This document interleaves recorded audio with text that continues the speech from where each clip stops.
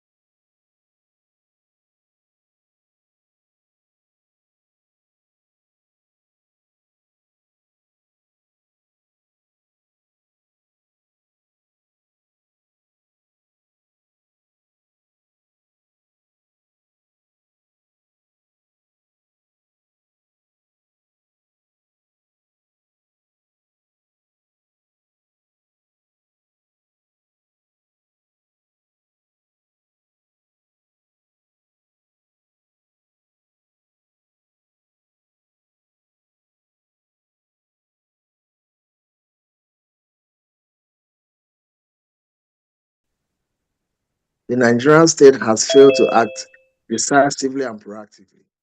They have allowed the cohesive apparatus of state to be politicized and skewed towards sectional interests that promotes ethnic and religious hegemony, bigotry, and unbridled supremacy. The armed forces have become incapacitated and blind to the atrocities and willing killings taking place in Benue Plateau and southern Kaduna. They have prevented self-defense initiatives put in place by locals from going against the vandals. They have disarmed the vigilante groups by seizing their instruments for counter reprisals and provided safe corridors for these foreign imported mercenaries to escape. It is only in recent weeks that, following outcry condemnation, that troops were deployed. Regrettably, they have not found emboldened to further conduct their ethnic cleansing agenda. We have watched with consternation the half-truths and unfounded narratives being churned out by United Nations and some global platforms. These false narratives are being promoted by the Deputy Secretary of the United Nations, Ambassador Amina Mohammed, and her acolytes. She has consistently suppressed the story, reports, and countless complaints brought by the civil society groups and other stakeholders, and has consistently dismissed genocide as a farmer-header crisis. She believes that indigenous people of these areas are hostile to climate change and intolerant of the Fulani herdsmen.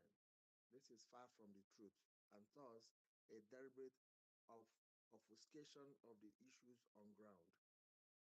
We respectfully call on the United Nations and most especially the General Secretary to conduct an independent investigation into the situation in Benue Plateau and southern Kaduna. The reality on ground is that the genocide is taking place in Benue Plateau and southern Kaduna. The genocide in dimension and scale is reminiscent of the Hutu massacre in Rwanda and the ethnic cleansing taking place in Congo Democratic Republic. We make bold to contend that the crises in Benue Plateau and southern Kaduna are not orchestrated by farmer-header crisis, nor by the deliberate refusal of the people to share their rich land resources. We contend without equivocation that the driving force behind the senseless killings is the land grabbing policy of the Fulani ethnic nationality.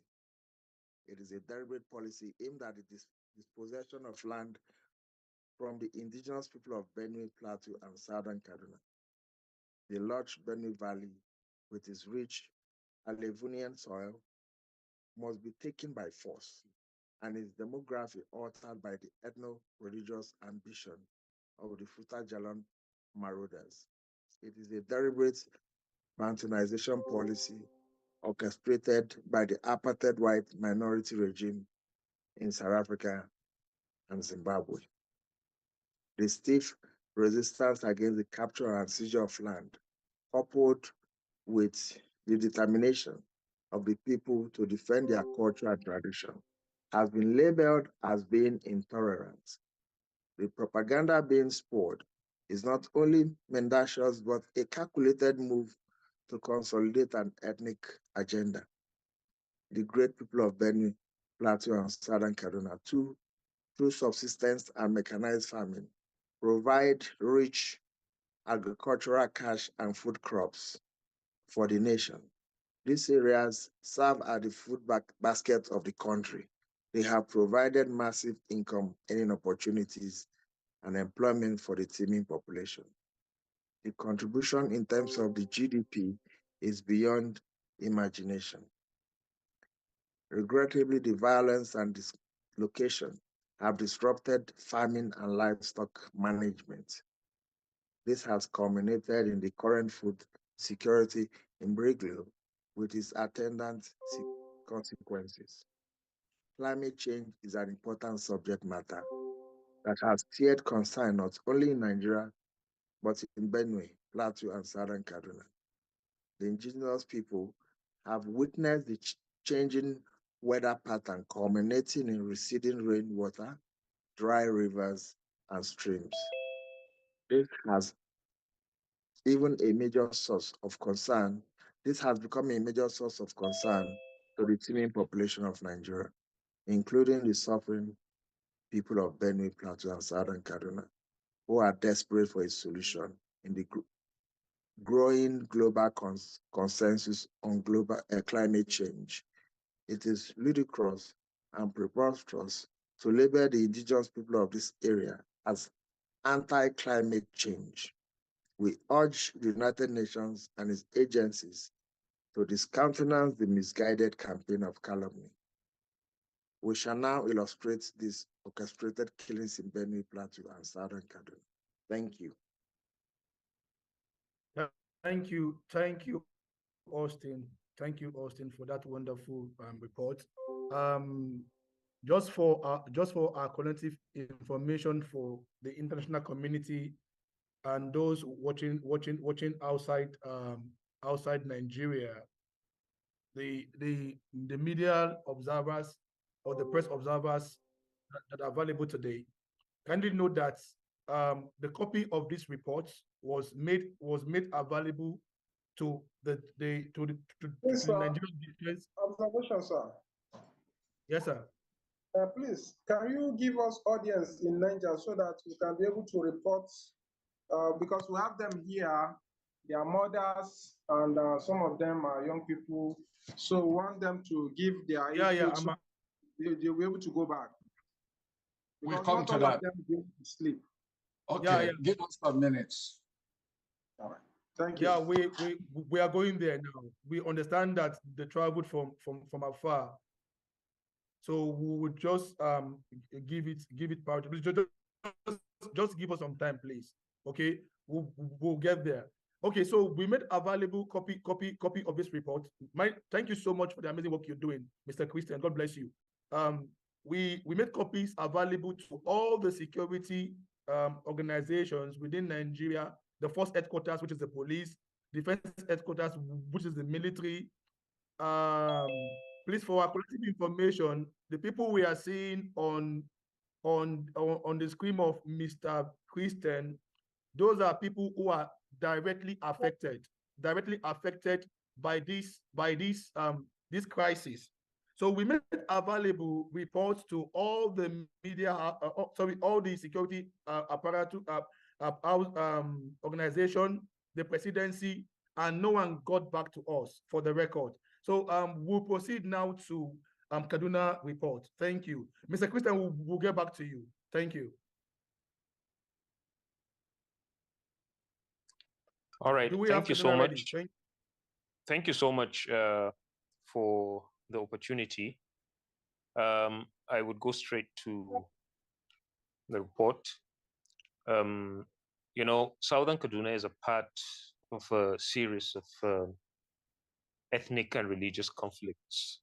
You know, it is tied with issues of religious, ethnic tension, Fulani, herdsmen, hegemony, banditry, general insecurity across, you know, the northern political landscape.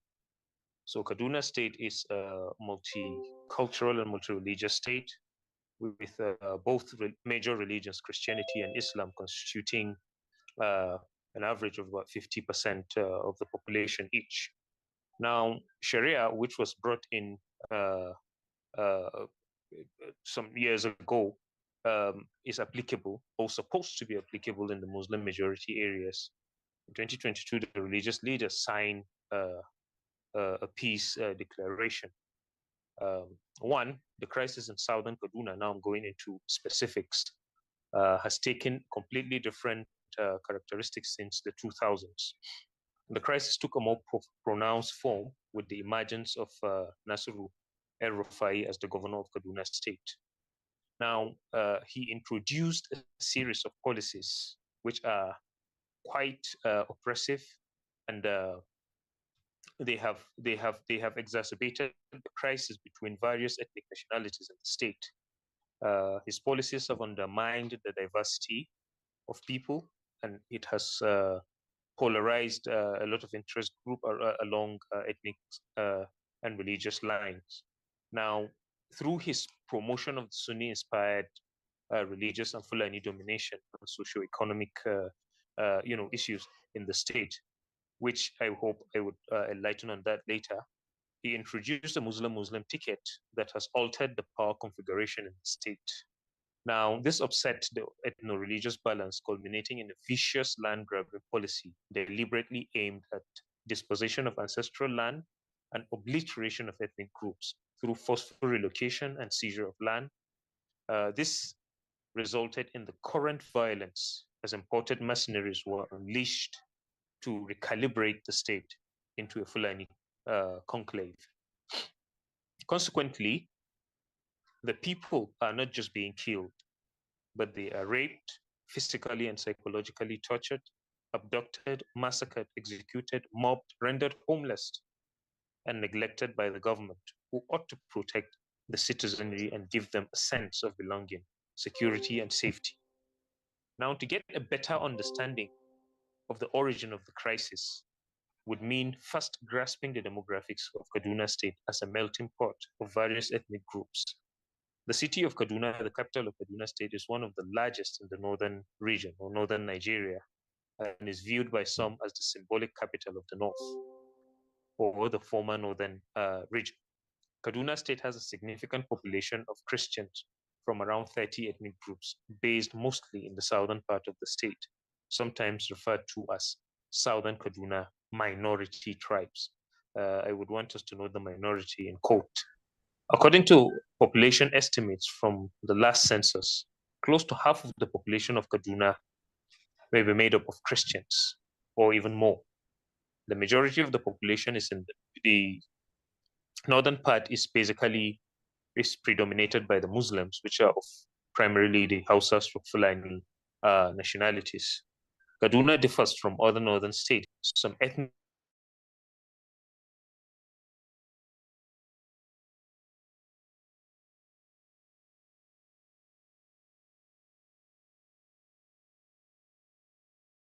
the central part of Kaduna city. Now, according to Human Rights Watch, an international non-governmental organization that conducts research on human rights, Kaduna, like other states of Nigeria, has experienced outbreak of violence and fighting between different groups. Most often, the conflict has pitted Muslims against Christians. Although religion has been pivotal to this crisis, it has changed since the leadership of Nasru el-Rufai. The central issue has now shifted to land acquisition and capture by the Fulani hegemonies. Communities in the predominantly Christian area of southern Kaduna have continued to experience a different spate of kidnapping for ransom, violent attack, and needless killings since 2015. According to Amnesty International, in 2020, gunmen killed at least 366 people in the villages of southern Kaduna and of southern part of Kaduna state in multiple at July 2020 alone. More than 1,600 people have been killed in southern Kaduna from December 20 till date. When gunmen invaded the Sakop community of the Etiab chiefdom in Zangonkata local government area, attacks by gunmen on rural communities in southern Kaduna are increasingly rampant and deadly. Nigerian authorities have failed to protect the harmless indigenous people of the area. Many families were burnt in their sleep, children were slaughtered, women raped, adult men and boys had their bodies dismembered. In March 2023, gunmen killed 25 persons, and in April they killed 46 persons. At least 33 were killed in the night of Saturday, April 15, 2023, and several others were injured after Fulani militiamen launched an attack on Rinji village, Sakop community of Zangonkata local government area in Kaduna State. According to an eyewitness account, over 40 houses were burnt down, while over 28 persons sustained life-threatening injuries. The attack occurred barely 3 days after 8 people were killed at Attack J village in the same local government area. Southern Kaduna, like Benue and Plateau states, has become a venue for the mass burial of victims of Fulani herdsmen, inspired violence. Victims are given mass burials by relatives and members of the community who gather to witness the funeral service. This has become a regular occurrence as victims are slaughtered by marauding Fulani herdsmen. According to the Kaduna state government, over 1,192 people lost their lives in the state to banditry and terrorism. At least 406 of the deceased were killed in the restive southern part of the state. On state actors killed non-state actors killed 645 people between January and June of 2022. Recently, Atiaplan has dominated the headlines for wrong reasons, following renewed attacks on Wakili, Lakson, Attack J, and Runji, including the beheading of a 5-year-old boy. At the last count, 20 villages were ransacked, 18 burned down, while 518 people have been killed, with thousands of victims who have taken refuge across many communities from 2017 till date. The land issue has become central to the crisis of Southern Kaduna. There is increasing land grabbing as ethnic communities such as Atiap, Adara, Abiri, and Kagoma have found themselves under the control of Fulani through the Emirate system, deliberately created by Malan Nasir El-Rufai. The Emirate system has culminated in the indigenous people of Southern Kaduna paying traditional institutions foisted on them. Non-Muslims have been marginalized, forced into hard labor, and expected to convert to Islam. Their lands also provide good grazing for the Fulani herdsmen. The herdsmen, through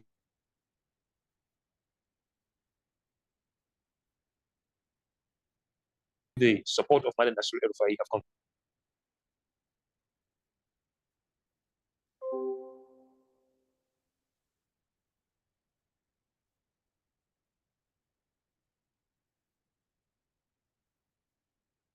I guess it has a technical issues. Sophisticated land of settlement. Zari, you are breaking up, if you can hear me. Outside the country. This development has been. Sorry, is there an issue? Yeah, from time to time you frozen and we can't hear you.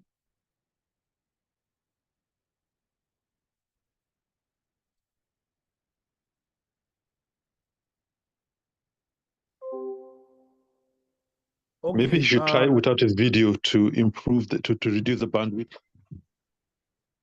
Exactly. Okay, Zari, can you hear me? Can you turn off your video? Okay, let us yeah, Peter, let us have, okay, it's back. Okay, sorry, yeah, I'm sorry about that. I think network just got the better part of me. Sorry about that.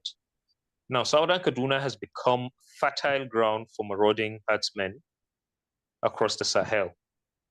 Herdsmen from Chad, Niger, Mali, at a certain season, migrate to Nigeria to graze cattle. Malan Nasir El-Rufai and his acolytes have used them as an instrument for fighting the indigenous people. They have become fighting force used to oppress the indigenous peoples. This has resulted in unprovoked bloodletting and mindless killings. This requires proper investigation as the shape of the killings and kidnappings are genocidal. The Fulani herdsmen have implemented an earth-scorched policy of mass annihilation and deliberate reconfiguration of the existing demographics. The evidence has been the widespread destruction of houses, especially in Gaura and other areas where land has been appropriated and converted by those. And Southern Kaduna is a ticking time bomb that requires global attention and intervention. And I think at this point, I must say that I would, of course, there is the well-documented document, and then the details of it is there. But I wish to add to what I have read that what is basically going on in Southern Kaduna, I would say, rightly mentioned, Chad, Niger, and all of these places.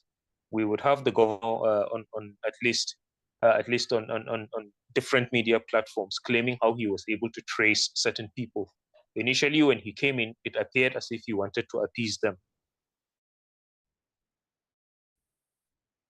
So they stopped killing. He traced them to Mali, traced them to Chad. We understand what Mali is each time we speak about the activities of Islamists. Nobody has raised any concern to ask him on what intelligence did he work these people in Mali? On what intelligence did he work to conclude that they are the ones in the right and the people in Southern Kaduna are the ones in the wrong, and then went ahead? Where did he sort the money? Where did he sort he paid them? How much did he pay them? And he proudly said so. And he said he wasn't ashamed of it. He said, yes, I paid them. Yes, I paid them. That was on mainstream media where he said it. And to a large extent, something that was not captured here, there's a Christian chiefdom called Kajuru. They have a monarch, His Royal Highness Galadima, who was assassinated in very questionable circumstances. Until date, there has not been an investigation in it. And our problem as people of Southern Kaduna with the killing simply because Kajuru, his own chief, suffered massive attacks, massive killing of genocidal scale from these marauders. And it went on and on until a document came in an attempt to convert of the chiefdoms in Southern Kaduna to him. And we know this monarch who was assassinated was in refusing this imposition. And he was taken out under questionable circumstances. And what makes it more questionable is the simple fact that once he was assassinated, that chiefdom was converted to an emirate, and an emir was foisted on it. The government was watching of General Muhammadu Buhari. As a matter of fact, the key statement, I think, that came from Buhari through Shehu was that it is a cycle of mutual violence by criminal elements. Exactly how you kill thousands of people in their village, exactly how you kill a monarch, exactly place to an emirate, and you call it a mutual serve, but I do not know.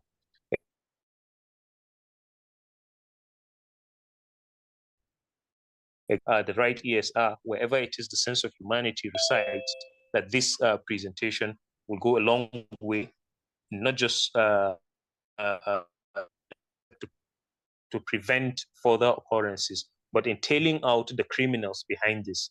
Especially chief amongst them would be the former governor of Kaduna State, Nasir El-Rufai. There is a whole lot he has to account for.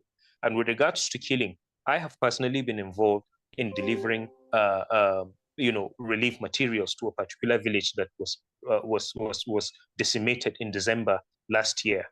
I saw how the entirety of that community was burnt down. Over 40 people were killed in Kaura local government. I was there in person. I saw it.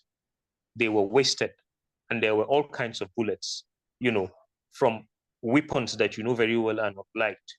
Yet we are bent in labeling this as farmer herders clash. Exactly to what extent we want it. Exactly what is the mission as far as the MidleBelt is concerned.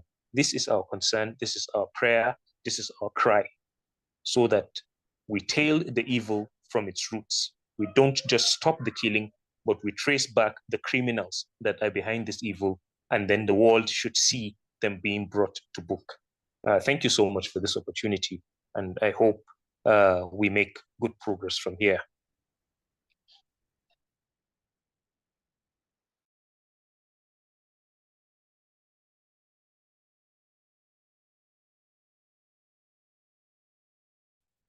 Give us an interlude.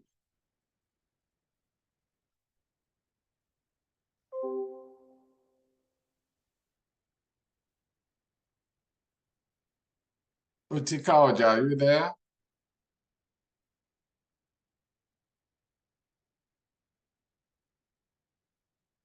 Okay, Peter, Dr. Peter, Yes. let us move to the next report, which is the play two. Please, play two. Please, the owner of iPhone must rename, please. Otherwise, he or she risks being removed. And Vivo 2019, rename. Please rename. Thank you. Thank you, Madam Chair Lady. Please, can we proceed? Can we proceed to Plateau State report? Okay, can you hear me? Yeah, we can hear you. Thank you. Yes, good afternoon, good evening, everyone. Thank you for this opportunity. Thank you for listening. Thank you for considering the gravity of this situation. I will go straight to reading the report. So when it comes to Plateau State, it is the state that is created out of the Benue Plateau State, and it was created on February the 3rd, 1976, and its capital is Jos. On the 15th of May, 2023, we're shocked by the gruesome act of genocide perpetrated by Fulani herdsmen. Church denominational leaders, civil society groups, and religious leaders have described this recent killing of unarmed civilians on some communities as devilish, barbaric, and an act of genocide. Recall that some communities of Mangu local government area of the state were brutally attacked.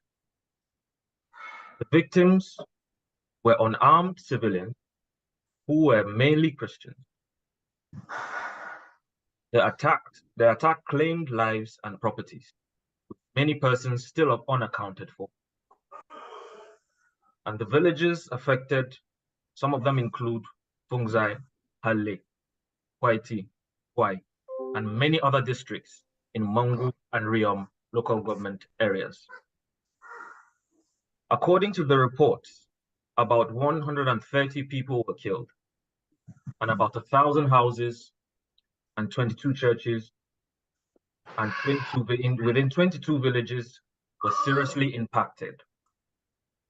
This is another demonstration of the unabated bloodletting that has engulfed Plateau State without any decisive action taken to ameliorate the carnage and ethnic cleansing. This unfortunate carnage affected the Baptist Church seriously. In Kantoma, over 31 members of the church were killed, including the moderator. Some 23 women were made widows on account of this particular attack. 9 members were lost in Juak, Maitumbi, and a member killed in Kombili.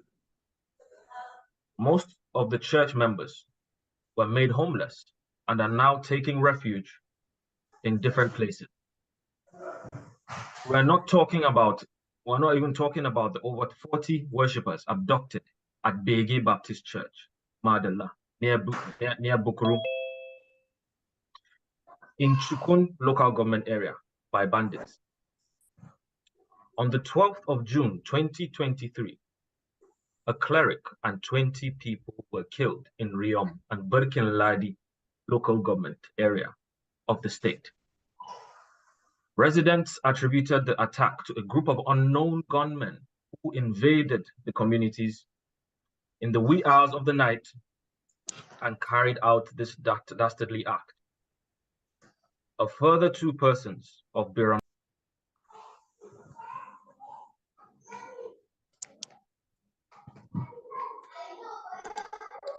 Please unmute yourself. Can you hear me? Yes, we can hear you, Sam. Yep. Okay, yes, I think there was interference. Yes. 7 killed in Jos, 11 in Kui, while a cleric, Reverend Nicodemus Kim, was killed in Ganaro in Birkinladi Local Government Council. Reverend Kim of the Church of Christ in Nations was killed at his home. The Fulani militia was responsible for this gruesome death. On July the 7th, 2023, residents of Farinkasa, Karena, and Sabongari communities in the Mangu local government area of Plateau State were thrown into mourning following fresh attacks by gunmen, which left 12 persons dead. The victims were decapitated in their houses on Saturday night. Many houses were set on fire, leaving the 2 communities deserted. The usual suspect, named as being responsible for this carnage, was the Fulani militia. The national president of the Mogul Development Association, Chief Joseph Gwanak, noted that since April 2023, members of the Mieti Allah Cattle Breeders Association of Nigeria, MACBAN, had attacked 53 communities and killed 204 persons in Mangu local government, where the state governor hails from. A human rights organization, Gideon Fumi Para Malam Peace Foundation, has done extensive fieldwork on the Plateau genocide. According to the foundation, 346 persons have been killed within 3 months in 8 local government areas in Plateau State. The organization said that out of that number, 200 lives have been lost to violent attacks in Mangu LGA alone, as at July 8, 2023.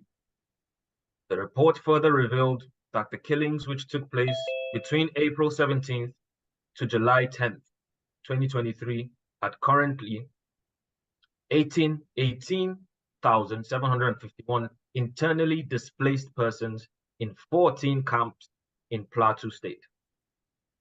The foundation further highlighted that 17 people were killed in Bokos, 232 were killed in Mangu, 39 people were killed in Birkinladi, and 36 people in Rio, 14 in Jos North, 5 in Milan, and 1 in Bassa local government. The breakdown of the internally displaced personnel shows 2,081 widows, 6,066 orphans between the ages of 0 to 5 years old. The old people account for about 1,057 aged persons, while teenagers and adults are 828. A total of 6,603 households are currently affected by these deadly attacks. It is our considered view that the current harvest of death in Mangu local government, LGA, must be treated with the urgency it deserves. Continuously looking the other way, while the current inhumanity festers, is deliberate ethnic cleansing, and it is genocide. This is terrorism on a large scale, and no one should allow such a brazen act of impunity to fester. Whatever the motivation behind these attacks on the plateau, the fact remains, the people are being slaughtered in their hundreds. The burden of killings should not be only on shoulders of the new governor of Plateau State, Governor Caleb Mutwang, nor on the shoulders of the federal government, but on all Nigerians, the African Union, the United Nations, and the global community. This is largely due to the common humanity and global citizenry we share. There is a need for collective action to end the genocide on the plateau. More disturbingly is that the Fulani militia reportedly threw the people of Jos and Biai villages in the Riam local government area into mourning in the early hours of July 11, 2020. Sadly, according to the reports, 2 youths, Elisha Daliop and Abednego Davo, were killed, while one Patrick Joshua sustained serious injury.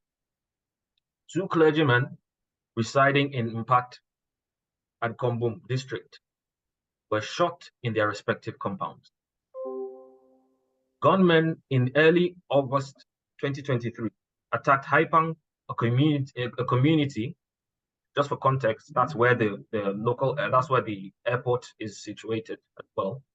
A community in Barkin-Ladi local government area in Plateau State, killing 17 people. The attack took place around 1 a.m. when most residents of the community were sleeping. The attack was seen largely as a reprisal attack carried out by the Fulani militia. The persistent attacks and killings in Plateau State continue to raise a number of questions. Who really wants to destroy Plateau State and why? Are the killers really unknown gunmen? And why do they always have sophisticated weapons and enough time to wreak havoc on innocent citizens? Has any arrest been made? Are the security agents in Plateau really handicapped? What is taking place in Plateau and not only has an impact on Nigeria, but also has consequences on a global scale? We cannot afford to play the ostrich. Plateau needs us all. And as I conclude, I would like to add that while this has covered a lot within 2023, the nature of this scourge has actually been existing on the plateau since the turn of the 21st century, specifically the crisis that started September 7th, 2001. The major reason why there was not a lot of coverage was because a few days after September 11th, the events in the United States happened, and this gained minimal attention. But since then, there have been major attacks, killings, suicide bombings, the same routine. And I must point out that once you have a group of people who believe or subscribe to an understanding or an ideology that they demand a particular piece of property or land at the expense of other citizens, is a dangerous precedent that, if not nipped in the bud, will lead to a lot of carnage and loss of life, which is what we're dealing with till today. It is the same ideology that propelled a certain Adolf Hitler by virtue of the ideology of Lebensraum, which stands for living space, who said that he needed to pacify a lot of lands owned by the Slavs in other parts of Europe, because they needed to propagate the Aryan breed, which they thought they were, because they believed they were more superior than everyone else. And such a dangerous precedent led to the events, or contributed to the events that we see, or we're still revisiting in history by virtue of the Second World War. This is why this must be paid close attention to, because anybody from anywhere who believes or subscribes to this will not provide any progressive idea towards a further nation building. And that's why this must be stopped. Thank you for your time. Thank you. Thank you so much. Just for emphasis, majority of these reports is available at the Genocide Tracker website. We tend to publish the website, and also before the end of this conference, we're going to be announcing how we tend to follow up this issue to a logical conclusion. Thank you. Please, can we have the report on the Benue? Okay, no, sorry, before the report on the Benue, some of our mothers, sisters traveled from far in the Niger, traveled to attend this conference. Please, can we shift, Peter? Let us shift the eyewitness section, the first eyewitness section, the live interview. Please, Christian, are you here?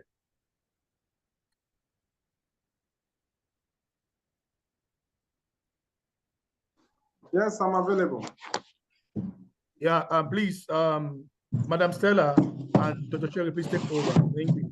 This is the first eyewitness section. Thank you, Madam Stella, please.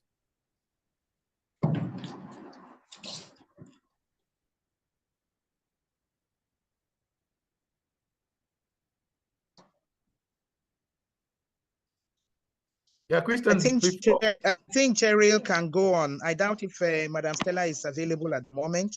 Cheryl can carry on. Okay, Cheryl, Okay. go on. Thank you. Our people mostly will be explaining in Hausa language. So, I hope that's fine. Okay.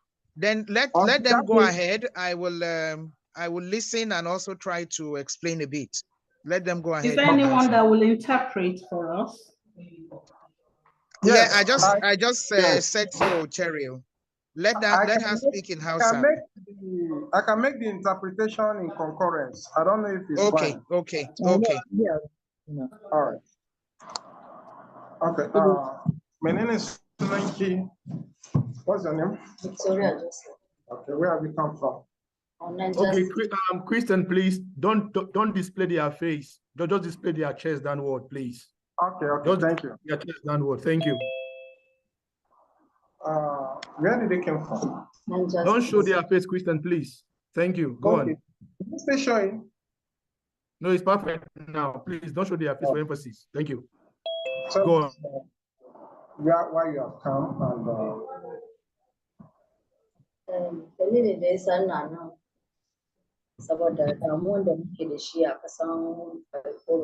okay. The reason why she's here is because of the insecurity in Paikoro local government of Niger State. Especially Kafin. Especially Kafinkuro. So Muna Damuas will say about the insecurity. Soon she got bandits, soon she got Kafinkuro 15 on the 10th May. Okay. So soon she got Shabuna. So they went away with some of things. But they have challenges in Kafinkuro, and she's explaining how they attack her own shop in particular. So she'll be equally be explaining this in English. So please go on in English if you are comfortable with English. Oh, she can. Okay, that's excellent. Yes, my dear. My name is Cheryl, and it's nice to meet you. Can you remind me your name? Okay, your name. Victoria Joseph. Victoria. Hello, Victoria. I am so sorry to hear about what is happening to you and your community. I feel really for you. And I just want to, if you can tell me briefly how this has impacted on your life and that of your family. And they entered my shop. So they went away with some of my things. Who are those people? The bandits. Okay, did they come with knife? Yeah, they came with bomb. How many of them? There are many. Okay. So we don't. When they came, are they police in your town? No. Are they military? No. Okay, go. So from there.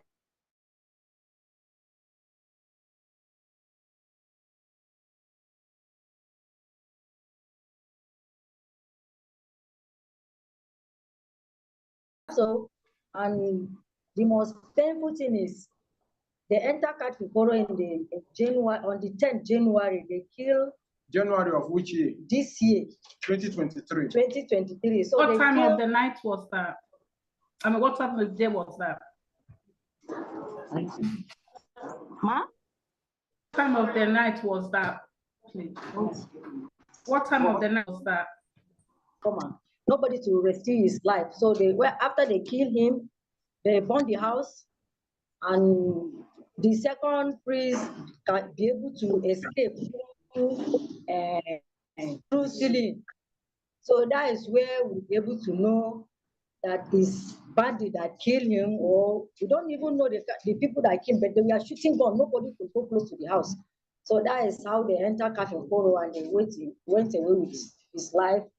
So we don't have security in Niger State, most especially in that Kafinkoro.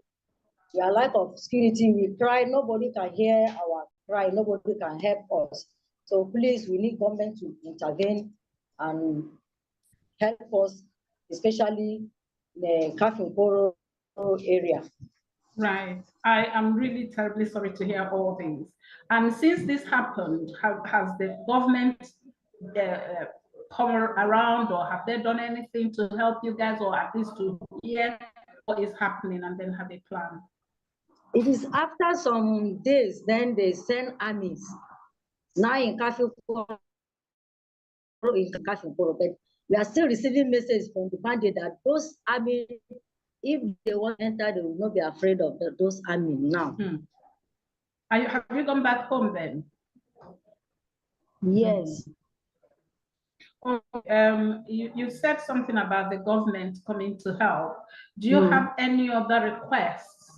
You said you asked for government help. But I'm just wondering, what kind of help would you want from the government now that I don't think you're receiving any at the moment?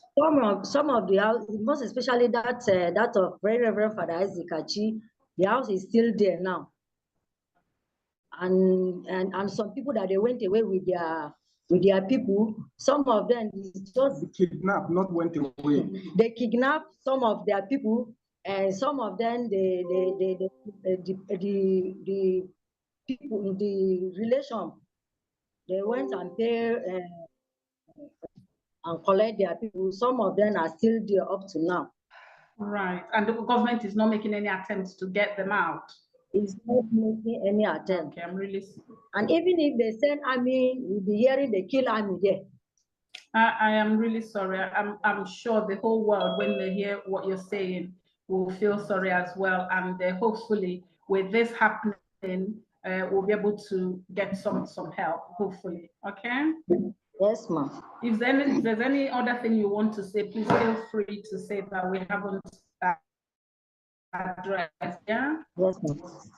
Stella is available. Sister Stella is available, I see. So Yes, she can also. There are many here, so I want us to structure the interview in a way that they'll be able to capture them. Okay, I think I think we missed out one thing to ask. That is, does she need any support, or has she been supported by the government or any government official of any sort? That's important that we know that. Yeah, I asked that, but I didn't make it personal. Yeah. No. Yeah, but she said nothing. Okay. No. Okay, can she let you know what support she would like from the government? It's important for all of them. That no, she already said some, or maybe she has more. Yeah, she can tell us. Security, and some of our people now, they are houseless. Homeless people. They are homeless. Their business again.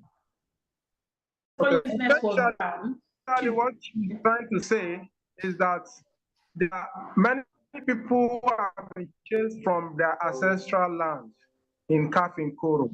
They can no more go back to farm. They have been chased away from the farm, and now they are zero. They are depending on relative or neighborhood to feed and survive. So whichever help that they will get, one, in security, restoring full security for their community, then two, having to help them to establish their, any source of livelihood that they can depend on in the meantime.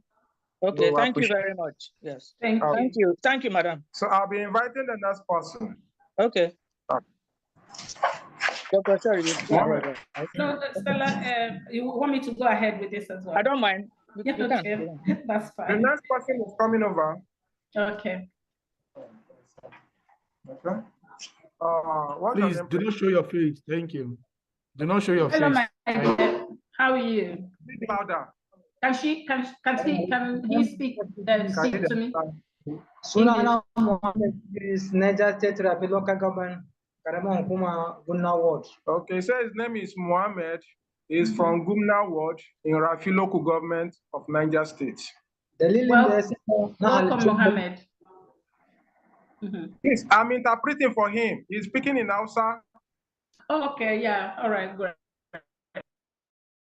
Committing saboda problem muke samu a karamar hukumar mu Rafi Local Government na bandits da yake damuwa mu, sai sa na ce bari na halarci wannan meeting saboda in je in faɗi abubuwan da ke damun mu a takaice ko Allah zai sa Allah ya sa muna hannu a taimaka. All right. That the reason why he's here today is to tell the whole world the challenge in their environment over the local government of Niger State, to see if there will be any intervention that will come in from the international community or the government of the day to come to their rescue. Okay.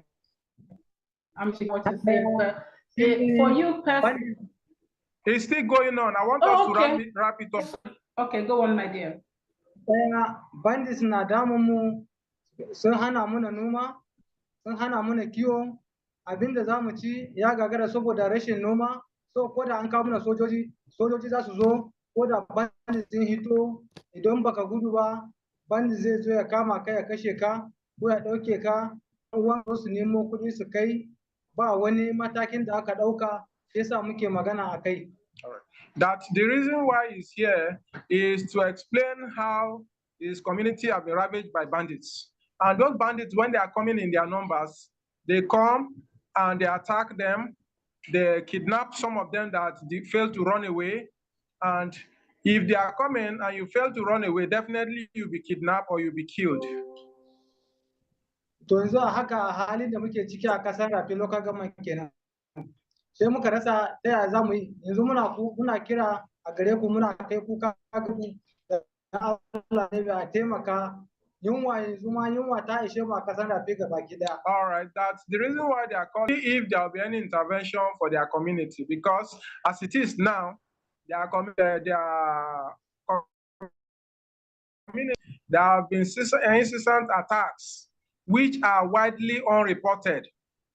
Many cases where they have to even sleep away from their homes for days, sometimes 15 days, before returning back.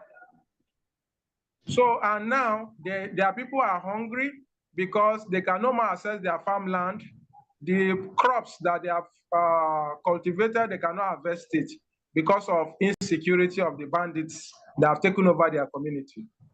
Yanzu ma halin da ake ciki, iyayenmu da aka kashe su, iyayenmu mata ga su nan jibge, kannanmu maza da mata ga su nan jibge. All right, that their parents have been killed because of this same insecurity. Their brothers, sisters, in-laws, they've all been drastically affected, and they are just hanging in the air. They have no any home to stay and have rest of mind. Kuma abin da zai kamata mu taimaka a kan shi ba mu da shi, mun ɗauki kuɗin mun ba su, yanzu haka muka koma abin da za mu ci babu, kuɗin da za mu yi bukatar rayuwar mu babu, haka muke, shi yasa yunwa ta addabe mu gabaki daya muka rasa yadda za mu yi. That as part of the challenges they are facing, the little wealth they have as farmers remains their crop. Now they have been detached from it. The little savings in cash also they have been collected from them as ransom by the same bandits. So now they are frustrated and they are handicapped. Even to feed is a challenge for them. To shi ne muke roko ga Allah gare ku don Allah da annabi, kun ji koke na kenan daga Niger State Rafi local government, don Allah da annabi a taimaka a ɗaukar muna mataki da hanyoyin da za a bi a taimaka a samu sauki da bandits din nan, ko rayuwar mutum zai samu ya ɗan dawo kamar shekarun baya. Okay, that's they are pleading for interventions in order to help them to return back to the old life where their community was safe. In the old life where they could go to farm and return without the fear of being attacked, so that they'll be able to start life all over again. Okay, can I just ask one or two questions? I mean, he can continue to tell us his story, which is quite fascinating. Okay. Mohammed, there's an aspect I want him to conclude on. Oh, okay. Okay, da yake kuna garin ku sojojin da suna wurin wani mataki ne suna doka kan bandits da suna shigo, ko yanda yake bandits suna shigo ba a same sojojin ne ko ya ana yin. Sojojin da suke wurin mu ko da bandits sun hito ko kayan sojoji su zo, bandits su tsallake, kayan bandits su zo, sojoji ba za su zo ba, haka dai suke sai wanga ya wuce sannan wanga ya zo sai wanga ya wuce sannan wanga ya zo sai muka rasa gane kan lamarin. Okay, that the challenge they are facing is that the soldiers, usually, if the soldiers are intervening in the situation and they arrive, they will not see bandits. And the moment soldiers are leaving, bandits will come and take over. And if the soldiers are coming, bandits will go away. That is the situation that they are facing. So they are suspecting that maybe there may be communication between them, that they are now taking turns in occupying their community. To kaji abin da ke faruwa kenan a karamar hukuma Rafin Gama don Allah da Annabi a taimaka. Assalamu alaikum, sunana Muhammad Idris, Rafin Local Government, Gunna Ward. Okay, so he said he's pleading for intervention. That his name is Mohammed. Okay. Mohammed Idris from Rafi Local Government. Mohammed, you can raise your questions for him now, please. Right, Mohammed, I mean, everything you're saying, we are understanding it, and hopefully help will come somehow. I just want to know, as a person, how the whole thing has affected him as a person, and what is he doing in terms of finding a way. Lamura insecurity na bandits ya ne ya affecting naka. Gaskiya abun ya taba ni sosai. Ba dan karami ba. Tunda an kashe mani matan kanina, an kashe mani babana, an kashe yannina, in case an kashe kawunina mutum uku, in case a case ya abinda aka kashe mani ta bangare na ta bangaren jini na duk wanda na tabo na wani an kai mutum 10. Banda mutanen karkara wanda za ce yan uwa ne dai kawai. Okay, that as a person, the insecurity has led to loss of over 10 persons from his own lineage. They have killed his father, they have killed his brothers, his sisters, his uncle, aunt, and some of the extended family members. They have all been killed as a result of these bandits. So he has been affected. Right. What does he do as a living? Okay. When men in the Canaan, when the Aki Nekana in the Kana Samu Kana. Ni aikin da nake yi yanzu idan na samu kwadago zai samu aka yanka bani kwadago in yi, idan ba samu kwadago ba in je in sare ice in yi gawayi in binne, idan gawayin ya fita in kai kasuwa in je in sayar, sannan mu zo mu samu in sayo gari ko a wando dawa, kuma gashi dawa yanzu yayi tsada, garin ma yayi tsada, sai na rasa inda ma zan bada kaina. Kawai abin da dan nake yi kenan, ina dan ciyar da kaina. Okay, that is into menial jobs. Sometimes he has to fall down trees to produce charcoal and take to market to sell. And sometimes he has to assist people to do some menial job like breaking of firewood in the neighborhood to be able to raise little money to buy gari or any of the grain to be able to eat with his family. And as he speaks, those food products, of course, are very expensive now for him to be able to afford. Right. It's quite difficult to bear some of these things. Has the government helped them in any way at all? What has the government done to actually... Government ya taba yayi muku domin wannan masala yana ciki. To gaskiya ni ba zan ce ga abin da gwamnati ta yi ba, domin Allah. Abin da na gani gwamnati ta yi shine wannan sojin da aka dauko, kuma ko da aka zo aka aje muna, an aje muna su ne dai kawai saboda ba su yi amfani a gare mu ba, saboda bayan ma aje su kashe mutane babban da suke, kuma kwashe mutane wanda suke yi. Sojoji ba su taba daukan wasu mataki ba. Okay. That the only thing he can throughout his life that he can say this is what government has done are the soldiers that were brought to be stationed in their community. And even when the soldiers came, the killings have increased. They keep on kidnapping their people and killing their people without any resistance from the soldiers. What about feeding and housing, because I'm sure some people's houses would have been destroyed.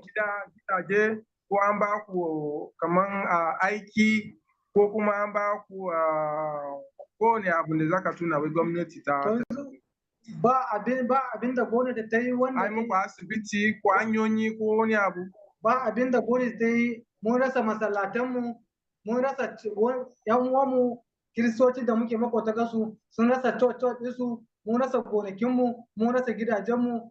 Gwamnati ma bata taɓa zuwa ba, ta zo ta ce wanga bayan Allah matsalar da ke damuwanku mun zo mu gashe ku, ba abin da aka yi balle a taimaka mana da makarantu ko cocin ilimi, yaran ma ya dakushe. That there is nothing to write home about in terms of government intervention.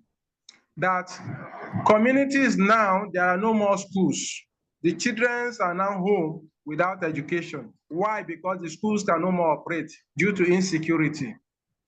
Okay. Even churches can no more operate because of insecurity, because they have been kidnapping and killing their people. So social life, everything is down. Education is down.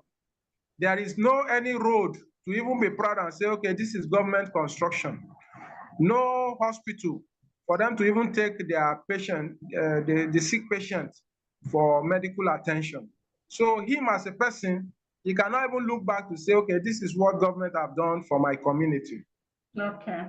I have a question. I have noted Gabriel. some of those things you mentioned, and apart from the schools, the hospitals, and then the security which the government is giving soldiers, and you don't think is effective. What else does he? What else does? No, let me finish the question. Can I finish the question, please? Yeah. He has mentioned. Excuse me. Can I just finish the question, if that's okay? All right. Yeah. Apart from the things he has mentioned about the things that they need, hospitals, schools, security, are there any other things he would want to add in terms of what he wants the government to do for them? Okay. Bande bayanin da ka bada akai kaman rashin asibiti, rashin makarantu, rashin hanya, rashin aikin yin, kuma rashin zaman lafiya, insecurity. Bande wayannan abu, akwai wani abu da kana so gwamnati ta yi maka? Ma garinka? Akwai abubuwa da yawa gaskiya. Wanne? In dai akwai hali, ina so a taimaka da hanya. A taimaka da makarantu, saboda ilimin yaran da ya dakushe ya farfado. A taimaka muna da bandits din nan a kore su gabaki ɗaya kwata-kwata, saboda mu koma ƙauyukanmu mu je mu ci gaba da rayuwarmu yadda muka saba. In akwai wani abin da ya biyo baya wanda gurin za ta iya yi, sai ta taimaka ta yi. Babban matsala ma abin da ke damuwa na har an kai fagen da mace za ta hita saboda babu abincin da za ta ci, sai ta je ta nemi wani sun yi zina, ta samu kuɗi da za ta zo ta ciyar da kanta. Shine babban matsala, abin da ma ke fitin mani tuwo a ƙwarya, yake koda mana rai ko da wani lokaci. Okay, what he's saying is that if we appreciate if the government of it can assist them with road, so that at least they'll be able to ply the road in their community, good schools, so that their children will be able to go back to school, hospital, so that they can have good medical center to take their children that are sick to that community. Because recently there was an emergency for his son whose stomach was busted. The video is there, it will be shared. And there was no any hospital in that community. So he has to be rushed to a private hospital in the local government headquarters in Tegina. So he's pleading that if they can assist them with good hospital, they will be happy. Then he said the most pressing one is the economic situation of their people in Tarafi local government. A situation whereby women, married, young, they will have to go into prostitution before they will be able to afford what to eat for that day. That one is giving him too much concern. Okay, there is a question in the chat box for the gentleman or the victim. The question is there any mining activity in your area? Either you are local. A garinku akwai inda ana mining kama ana diga ana samu abu kaman zinariya ko gold aka. Akwai inda ake zinari, sai dai gold ne ba riga an kama ba. Me zinari? Gold, that there is a place in their community where there is gold. He doesn't know the name as gold. He knows the name as Zinaria. And Zinaria in Hausa means gold. Okay. Do you know the particular name of the city or the town or the village? Can you give that? Yakila zuwa Shahada. That the gold spot is between Yakila and Shahada. That is the name of that community. It's between Shahida and Yakila. Okay, that is noted. Now, one of us in the chat is demanding that General Gowon be brought to answer. General Gowon is from the area in question. He used to be the head of state of Nigeria. So that's one of the comments in the chat. So we're placing it out there. Next is Infinite Hot and Light. Please rename yourself. If you are not, if you don't know your name, in the next 5 minutes, we remove you. Continue with the question, please, Dr. Sherry. Thank you.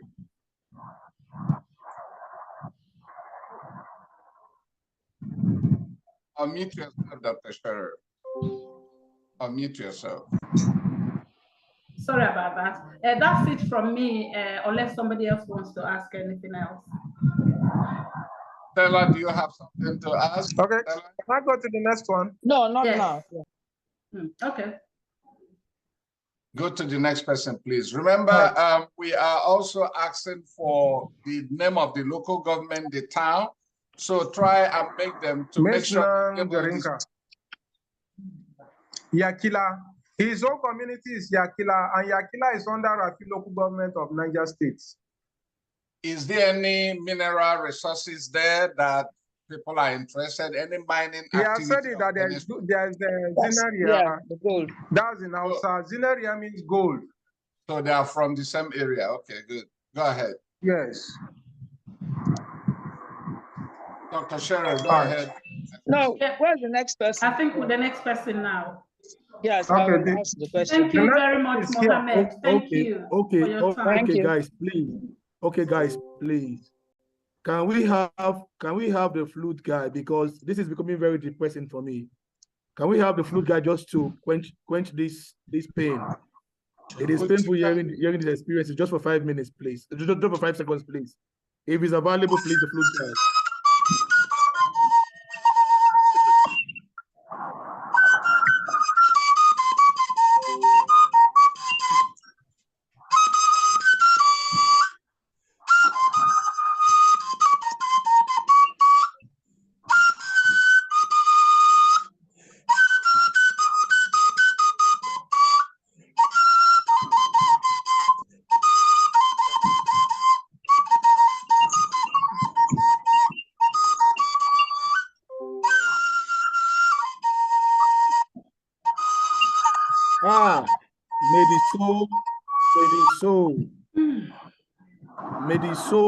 May the soul of the family of our Malam. They killed his father, they killed his mother. How do you describe this? How do you describe this wickedness sponsored by the state government, by the federal government? How do you explain it? In what term? In what capacity? I think this is greater than genocide. If there is a word that is bigger than genocide, please, somebody should borrow me. We can no longer keep quiet. It is happening to our neighbors next door. The UN, the EU, the local and national human rights commission are the people of Benue human beings in your eyes. Are the people of Plateau human beings in your eyes. Are the people of Niger human beings in your eyes. The federal government, all this death happened under the supervision of Muhammad Buhari. He never made a comment. They burn your shop. They cut off your crops. They rape your wife. They kill their children. They burn down their schools. No development, no road, no water. It is worse than genocide. And we are calling on the international community to please look at the plight of the people of our neighbors. How do you explain a man who has 2 hands and 2 legs? He cannot feed his family. It is evil that has to stop. Please, Stella, continue. Okay. Can we have the name of the next person? I don't know. Sir, madam, does she speak English? Hello. Okay. Can I English for Hausa? Hausa. She can communicate in Hausa. Okay. Please, can you interpret? I just wanted to know the name. Please. Say her name is Martha Beatrice. Okay.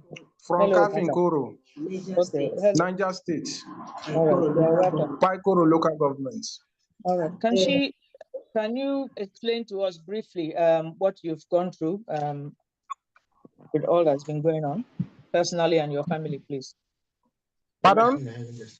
Can she tell us a bit about what she's been going through and how it's affected her and her family, please? Ki bayani yanda yake laluran da kuna cikin a can Kafinkoro.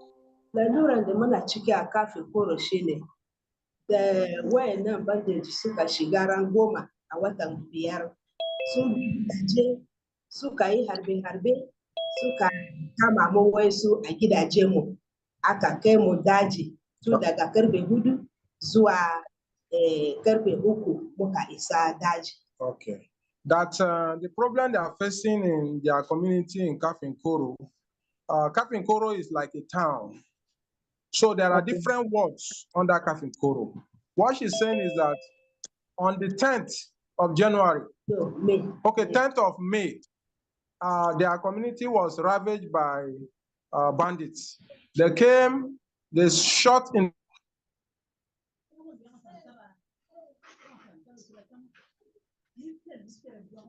Hello?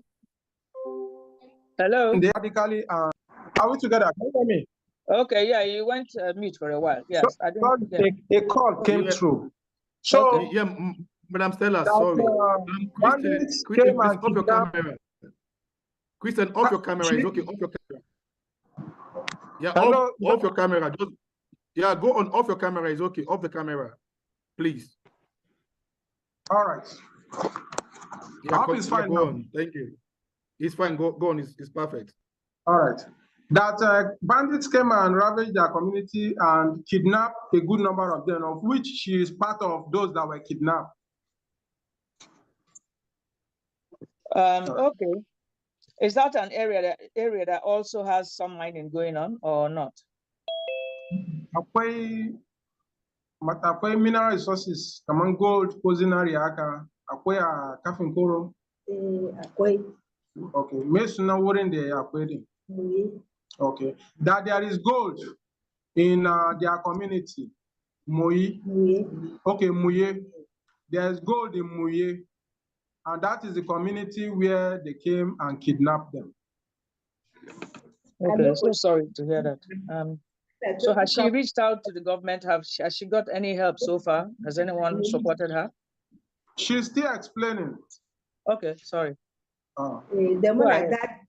Muna kuka domin babu bacci muna nema wanda zai taimake mu babu wani lokaci za mu gani jirgi yana zuwa sai mu ga kamar ya zo ne domin ya taimake mu a karshe sai mu gani jirgin ya wuce na abin shi. That while they were under the kidnappers' den, they suffered so many weeks without any help coming their way, that sometimes they'll see helicopter come to the area where they were kept in the forest. They thought maybe the helicopter was coming to help them and rescue them. But after a while, they would just see the helicopter, would just go back without even reaching their place. A lokacin da sai aka sa mana kudi, mu kuma a gidaje mu ba mu da kudi. Mun nema wanda zai taimake mu mu yi kuka ga gwamnati na ba mu gan taimako ba. Okay. That as at that time, they were crying out for help, for intervention, for people to help them raise money for the kidnapping ransom. But the help could not come from anywhere. Sai dai yan uwan mu ne It was within the family. They were able to pull some resources together. Maybe they sold certain things to be able to raise some money and paid for the ransom. Saboda haka shi yasa a yau mun zo ne domin mu yi kuka ko za a taimake mu domin a yaye mana wayannan mutane domin mu kasance da salama domin har wa yau kafi ba salama ko da an kawo mana sojoji ma babu salama ba mu iya bacci da dare. That is why when she heard about this program, she tried as much as possible to be here so that they'll be able to cry out to the world and see how they can get peace in their community. Because even when soldiers were brought in up to date, there is no peace in Kafinkoro because they cannot sleep with their mind rest. Because they are hearing that the bandits are mobilizing and planning to attack them again. Muna nema taimako a taimaka mana domin a kara mana wasu wanda sojojin da za su zo domin su taimaka mana domin a yau haka ba mu iya zuwa gonaki mu bari mu je mu nema abin da zai taimake mu. Talauci ya riga ya mamaye mu tutu ba ga mu da muka fito daga daji ba babu abinci babu kudi bele ma mu samu wani abin biyan bukata. Okay, I say as a result of these experiences, they are not able to raise any money to be able to take care of their social needs. Feeding has become a challenge. As a mother, she has many people to feed in her family, and it's very challenging since she can no more visit her farm to be able to raise some products to sell and be able to solve her problem. Babu kudi da zamu tallafe saboda wannan wahalar da ya shiga da wai kudade sun yawa da muka kashe yanzu yaran mu a makaranta ma wai su ma makarantu ma ya saya domin babu kudin tafiya kuma. That as she speaks, there is no more school for the children. They cannot afford to pay for school fees. Akwai makaranta har yanzu da suna bude. Okay. Huh? Okay. She is complaining about higher institution. Now some of our children that are in higher institution, they can no more pay their rents. I mean their school fees because of this challenge. The businesses they have been doing before is no more flowing for them to be able to meet up with their children's school fees that are in higher institution. A garin ku yanzu akwai makaranta? Akwai amma da yake ana hutu yanzu makaranta ma ba kai hanya kuma ba. Okay. That as she speak, there is no any school that is running in our community. Me sunan garin ki? Kafinkoro. Okay. Thank you very much. So let me conclude at the end. What she does need support with money, shelter, safety, security, and education. And from what she has said, the government, no one has come out to help them. They're helping themselves. That is what I picked up from this. And just to let her know that you sympathize with her and we'll do the best we can after this report. Yes. All right, the next person, right? Yes, please. Tell her we'll look into it, and thank her for her time giving us this report. Thank you. The next person is here from another local government. Can we have the local government name, please? And okay, the previous one is the previous woman is from Kafinkoro. Yes, I got that. This that one is Paikoro local government of Niger State. Paikoro. Paikoro. The name of the town is Kafinkoro under Paikoro local government. Okay. Okay. Hello to is it a Mr. or Madam? Yeah, I'm coming with you. What is the name and where? My name is Temoko Musa. I'm from Shiroro local government. Okay, welcome, sir.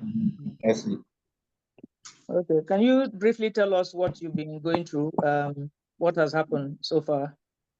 Okay, let me say right from the beginning of this issue of insecurity, that was 2018, we have been facing this problem. A lot of our brothers and sisters were kidnapped. during that time. 2019, my blood brother was even among the people that was killed as at that time. So many people that have been killed, and this issue has been going on, even though we have been calling to see if there's anybody that will support us. But as then, our people has been displaced. We are no more in our houses since then. We are no more in our villages, so we don't have any other places. Even during that time, we came to some nearby towns that the issues of the insecurity have not gotten to that level. So there are many, they gave us some IDP camp like that for us to live in. So when we started staying in those IDP camps like that, we are not having what to eat, what to feed on. So as at then, our people decided to go back home since they don't have food. Now that they are at home now, for them to farm now is a problem to them because the bandits are still disturbing us. If you go to farm, if they happen to see you, they may kidnap you. If you go to farm, they happen to see you, anything they see you with it. If you have a motorcycle or anything, if you have money in your pocket, they will collect it from you. And some of the women also, if they wish, they may want and they will sleep with the women that they happen to see anywhere at any time. So as at now, currently, even the farm that we have found, now the bandits happens to be in our villages. That the farming that we have farmed, we will not even harvest it because they have left their cattle going around about that they don't even know the cattle, and the cattle have eaten up all our crops. So sorry to hear that. This is unfortunate. And you said you've reached out for help. I wanted to find out, when you say that, do you mean the government or who? Who have you reached out for help? Yes, the government, because when we have to move from our houses that we can almost stay in the villages again, we came, the government, some of the prominent people, let me say, some of the people that happens to be close to the government, we reach out to them that we are here and we don't have farm. So they gave us some schools, like primary school for in the town, that the bandits have not gotten to that level. So even if they gave us that place to stay, we are not having food. We thought they would take care of us by maybe sending us food, something that we can feed on us at that time. But there was not any help or any food for us to feed on. Okay, so what would be the support you would be asking for and you need help for? From what I've picked up now, you mentioned food. And what else would you need the government to help you with? So, yeah, we need, there are many things that we need. As at now, we don't even have where we can stay. Because even those that are in the villages now, they are not staying in the houses, they do sleep in the bush. So if there will be a place, if the government can support us for a place, let me say that temporarily that we can stay before this issue will be gone, then we need a place that we can stay temporarily. And aside that, if we can have any support in terms of food and other things that we can feed on. Okay, thank you very much for your time and for what you've reported. Okay, we'll do our best to make sure it reaches to everyone that needs to help. Thank you so much. Yes. There is a question for the gentleman. Okay. In the chat, someone wanted to know, did any of you notice helicopter lifting up something? Yes. If you got close to the helicopter, lifting up something. Whenever they landed. Okay. Yes, just of recent, there's a helicopter that was, let me say that the bandit shot the helicopter and the helicopter happened to crash. And that was a... So When it crashed, did you all see what it was in the helicopter? Did you all go there to find out if it has some stuff? Yeah, it was a Air Force helicopter. Okay. You said Air Force. Yes, yes. Okay. All right. I don't know if we already found out they have gold there, right? I forgot to ask. Did I ask about mining in that area? Yeah. Yeah, there is a mine in that currently. Yeah, they said yes. Okay.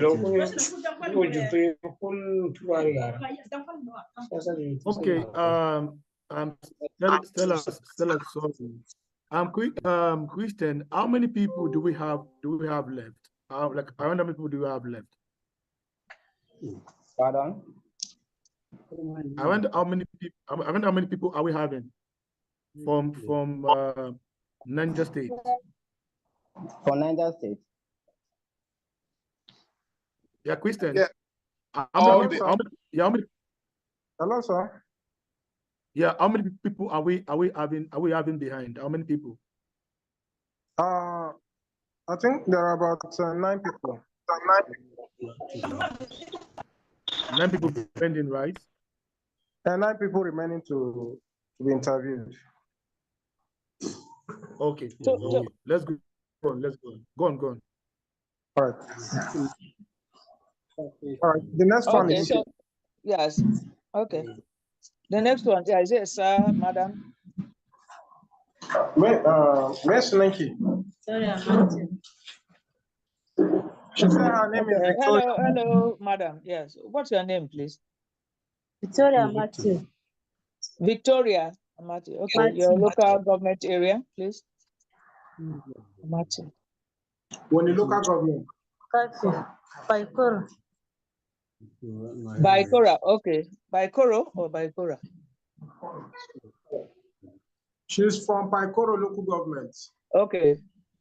All right. Please, madam, can you tell us a bit about what you've been through, what has happened, and how it has affected you and your family?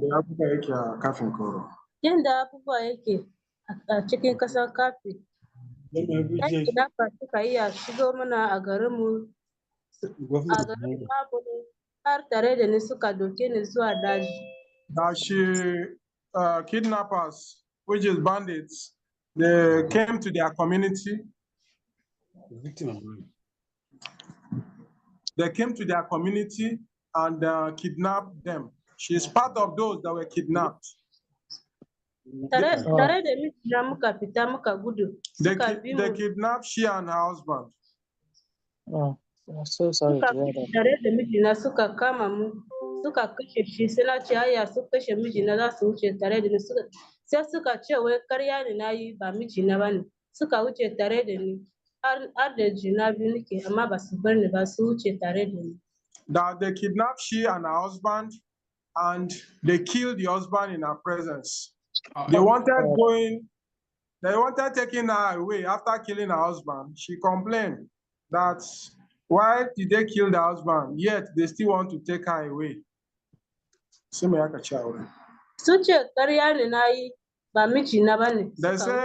say she's lying, that he's not her husband, and they still took her away. Muka je muka kai daji. Muna ta shan wahala ba abinci, ba ruwan sha balma wanka. That they took them to the forest. There was no provision for food, no provision for water, nothing for them to eat, no food. Kirgi zai iya zo wuri ya leka har guda biyu amma ba abin da zai yi. Muna ga kamar zai tamake mu na ma ba zai tamake mu ba sai ya leka har ya je wuce. That helicopter usually come and hovers around where they were kept in the forest. Wow. The helicopter will come and hover around. They thought maybe help has come, but at the end of the day, the helicopter will still go away without helping them. Jirigidin da yana zuwa, ina sokowa ko zai run ne wuce kawai. Zai run ne wuce. That the helicopter will come and hover around and still go away without helping them. Until this day, they are still running for their lives in their village. That they cannot go to their farms because their mind is not settled. Even if they go, they will not be able to do anything meaningful because of the fear of kidnap. The name of their community is Abulu. Akwai amma mutum ya je ma sai ya shan wahala, ko ya sha wahala rana da safe har yamma mutum ya dawo ya samu da biyu ya yi kokori. That there is gold in their community in Abulu, but when they go there, they only go and stress. They only go and stress, and at the end of the day, what they come back home with will not be more than 200 naira. Menene kuna yin a wurin wani aiki ne kuna je kuna yi a wurin zinari din? That they used to help those people to dig ground so that they will help them to dig out the gold. Wow. Wane ne ya sa ku wannan aiki? Na gina kasan. Mun je mu nima ne. Kun je nima naku. Okay, that they usually go to the gold site to dig the ground to get gold. Idan kun samu gold din, kuna saida ko kuna saida ma wani? Kuna saida wa wani. Kun san sunan mutanen da kuna saida ma? Na san sunan da. Me sunan mutum da din? Adamu. Adamu what? Yeah. So how much were they paid a day for the mining? Sorry, I didn't get. You said 200 naira or 2,000 naira a day? 200 naira. 200 naira a day for mining. Yeah. That when they get the gold, there are some people that they used to hand over the gold to, and one of them, his name is Adamu. He doesn't know the last name. He doesn't know the other name. You only know him as Adamu. Okay, so how many of them were captured or kidnapped? Are there many of them? Were they rescued? Bokway. That there are 12 in number that were kidnapped from Abulu community. Are they all free now or still in captivity? There are 7 in number. Okay. All right. Very unfortunate. Can she tell us what support she would like? Or first of all, has she asked anyone for help in that local government area or the governor of any sort? Has she got any support? Okay, when you tamoko de antaba kinsamu tunde ke wannan aka kidnapping naku a gidanku. That so far they've not received any help from the government or any organization. Okay, but have they reported it? Kun kai magana ma wurin gwamnati laruran da kuna cikin a garinku? That they made a report to the government, but there isn't any help for them. Okay. Tell her that, I said thank you so much for her time, because we have others to also speak to. I'm so grateful for her time, and this, because she has reported it, it will definitely be looked into. That is why we're having this press conference. Okay, thank you so much. I have Dr. Sherry. There is one question for her, please. Yeah, sorry. Before the question, before the question, we have a victim from Justice for Jaws. Please, can you mute your mic, please? Can you mute your mic, please?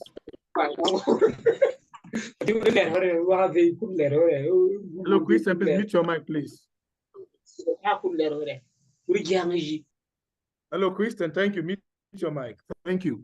Yeah, we have a victim from Justice for Jaws. Mr. Emmanuel Ogibe, please can we have those, the sister that was badly affected? I just came from the hospital yesterday. To our sister NGOs, all over the world, to our partners and friends, to the neighbor of the MidleBelt, Edo, Delta, Bayelsa, Port Harcourt, Enugu, Ondo, Ekiti, Lagos State, throughout the nations of Nigeria, to the good security guys in the DSS and the police and what have you. These are eyewitness testimony. This is not the voters' watch cooking stories. And this is one of the reasons why we brought everyone to speak to the world. I want to acknowledge the presence of the chairperson of NADECO USA. Before the end of the section, we're going to be having individual a general conversation where all the NGOs, civil societies, and human rights platforms who are present here would have the time to make one or two contributions into the issues happening here. I just want to acknowledge the presence of the PFM chairman for Kaduna State, for Plateau State, for Niger State, for Benue State, and for Nasarawa State. I just want to say thank you for availing your presence, and also all the traditional rulers who are present, badly affected by this genocide. It is a genocide, nothing else, nothing less from being a genocide. Thank you. So please, Dr. Emmanuel, are you here, please? Can we have those victims that got brutalized, and one of them was just left the hospital yesterday? Thank you. Emmanuel, please, if you are here, the floor is yours. Yes, yeah. Yes, hi. I hope you can hear me. My name is Emmanuel Ogebe, and I want to thank you all for providing this space for the voiceless. I want to quickly acknowledge Neyman, a seminarian who was killed in Kaduna the day before yesterday, just to show you how tragically this is continuing on a daily basis. Before we go on, I want to find out, is Mamaki still here? He was here a while ago, and he is a double amputee from Jos, from the bombing, a Christmas bombing conducted by Boko Haram. Just to show you that we're dealing with multiple victims on multiple strains of terrorism in Nigeria. Mamaki, if you're here, please indicate. If not, Masara Kim, I saw you a moment ago. Masara Kim is here. Yeah, Masara Kim is a conflict reporter, and he's here with us. Masara was the gentleman who was discharged from hospital yesterday. Is he here? Yeah, he is on this call. He's been struggling with poor reception. I mean, signal, very weak signals. Because he is he has returned back to his community, which is about 20 miles from Jos.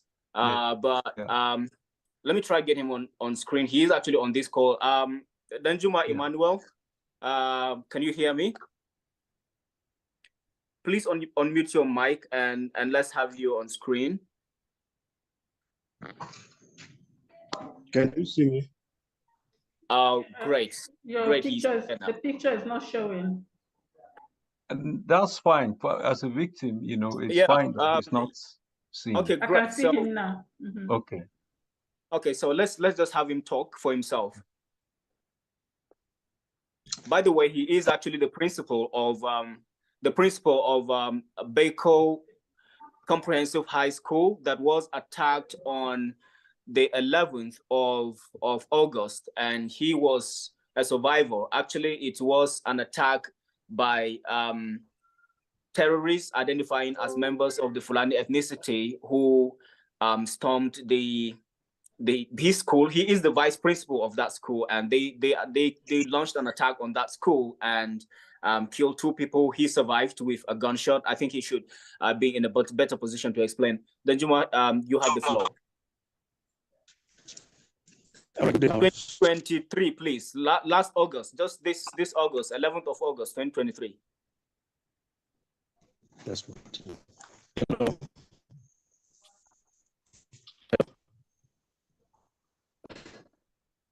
Hello. Danjuma, please go on.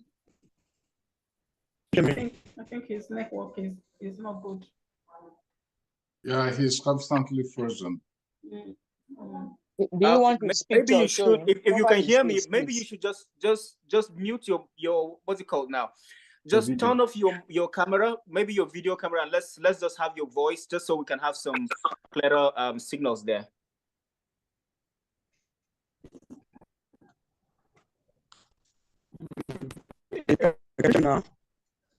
Just turn off your video. Just turn off your video and leave, and just go on with the audio, just so we can have some good reception.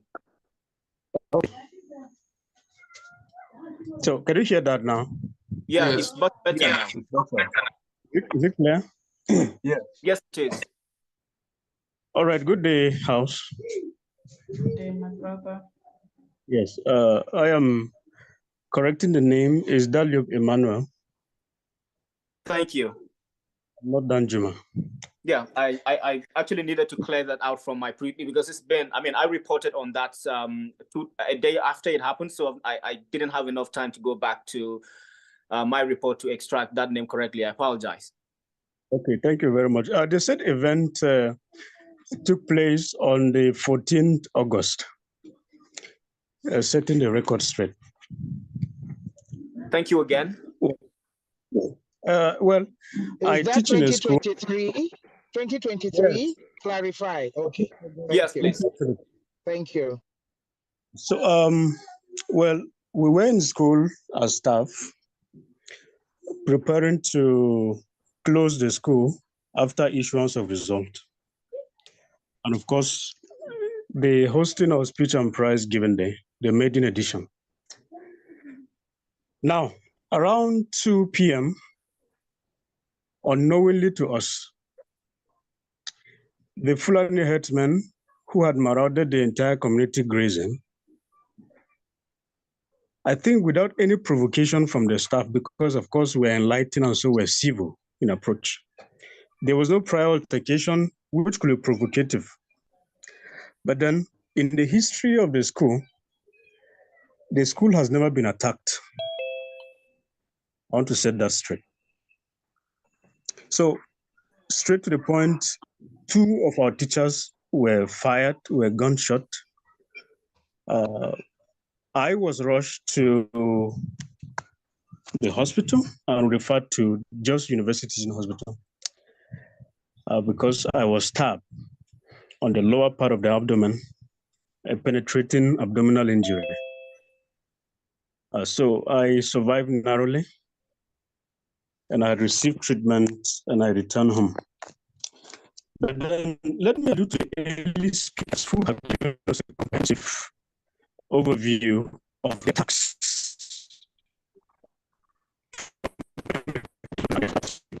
I appear to have similarity of approach. But yes, it is land grabbing. But most fundamentally, yeah, we are going to have a huge food crisis because this community, Cree community, is highly agrarian, virtually 95% of the population. By early May, these people began to attack us. When I say these people, not the usual rhetoric of unknown gunmen, but the known classified Fulani herders whose settlements we know. And where they settle here close to us is called Fas. And that name is a Birom community. But it came under a heavy attack by these Fulanis from the 2000s in the first century, the 21st century. So they attacked this community, annexed, ostracized the people, and now a way of colonization. So they colonized the place. They now use this place as, a headquarter of all the machinations, the attacks on Kwi here, the attacks on Haipang, which you mentioned, the attacks on Kuru, on all of the places here. is being formulated in that place. And this is how they do it. And it is good that the whole world knows this, that they recruit mercenaries from all over the country, and in fact, across the borders, from Niger, from Zamfara, the bandits, they are brought in here. And then, of course, we have heard that the Boko Haram that were dispatched also are here, and they are mobilized from Niger Republic, from Chad, etc. And when they form their base here, it is a base where they now calculate where to attack. And it comes in a guerrilla form. In the night, it comes. When you're in your farm, it comes. When you're traveling as an unwary traveler, you are attacked. And it's virtually on soft targets, both in the night, in the daytime. So in addition to food crisis, to food insecurity, we have lost lives here.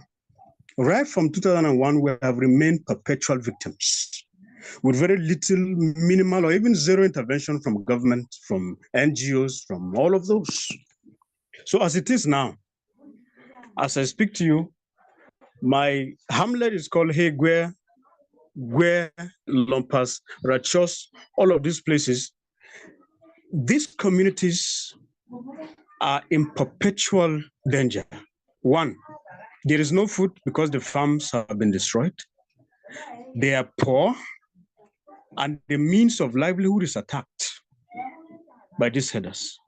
And government gives us a little or even zero attention. You don't hear arrests. That is what baffles me. There is a lawless society, and you don't hear arrest. The attacker comes and attacks, retreats home, relaxes without hindrance, and launches another attack another day. And so we are left to defend ourselves, and we are defenseless. So for that reason, I must say that we need at this point, one, that there should always be investigations, possible arrests when these attacks go on, so that in criminal justice proceedings, there's something we call deterrence. If you do not punish the criminal, he will have the effrontery to even attack more next time. So government has failed in this, and we see that there is lawlessness on this. So if this is not done, these Fulanis have become more sophisticated than ever, because the arms they use, the weapons they use, are weapons of mass destruction.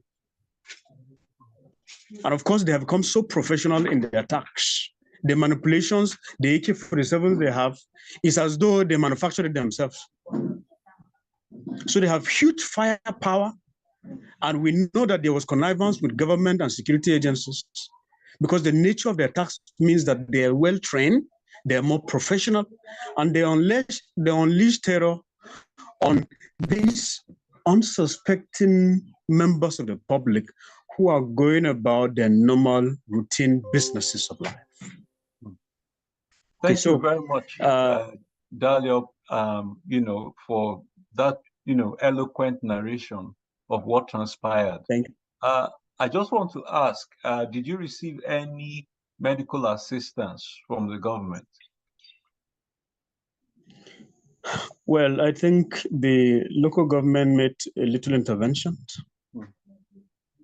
The local government specifically speaking. Okay. And individuals, relations, and all of that also did that, because it was a major surgery. So the intervention came from these places. Yes.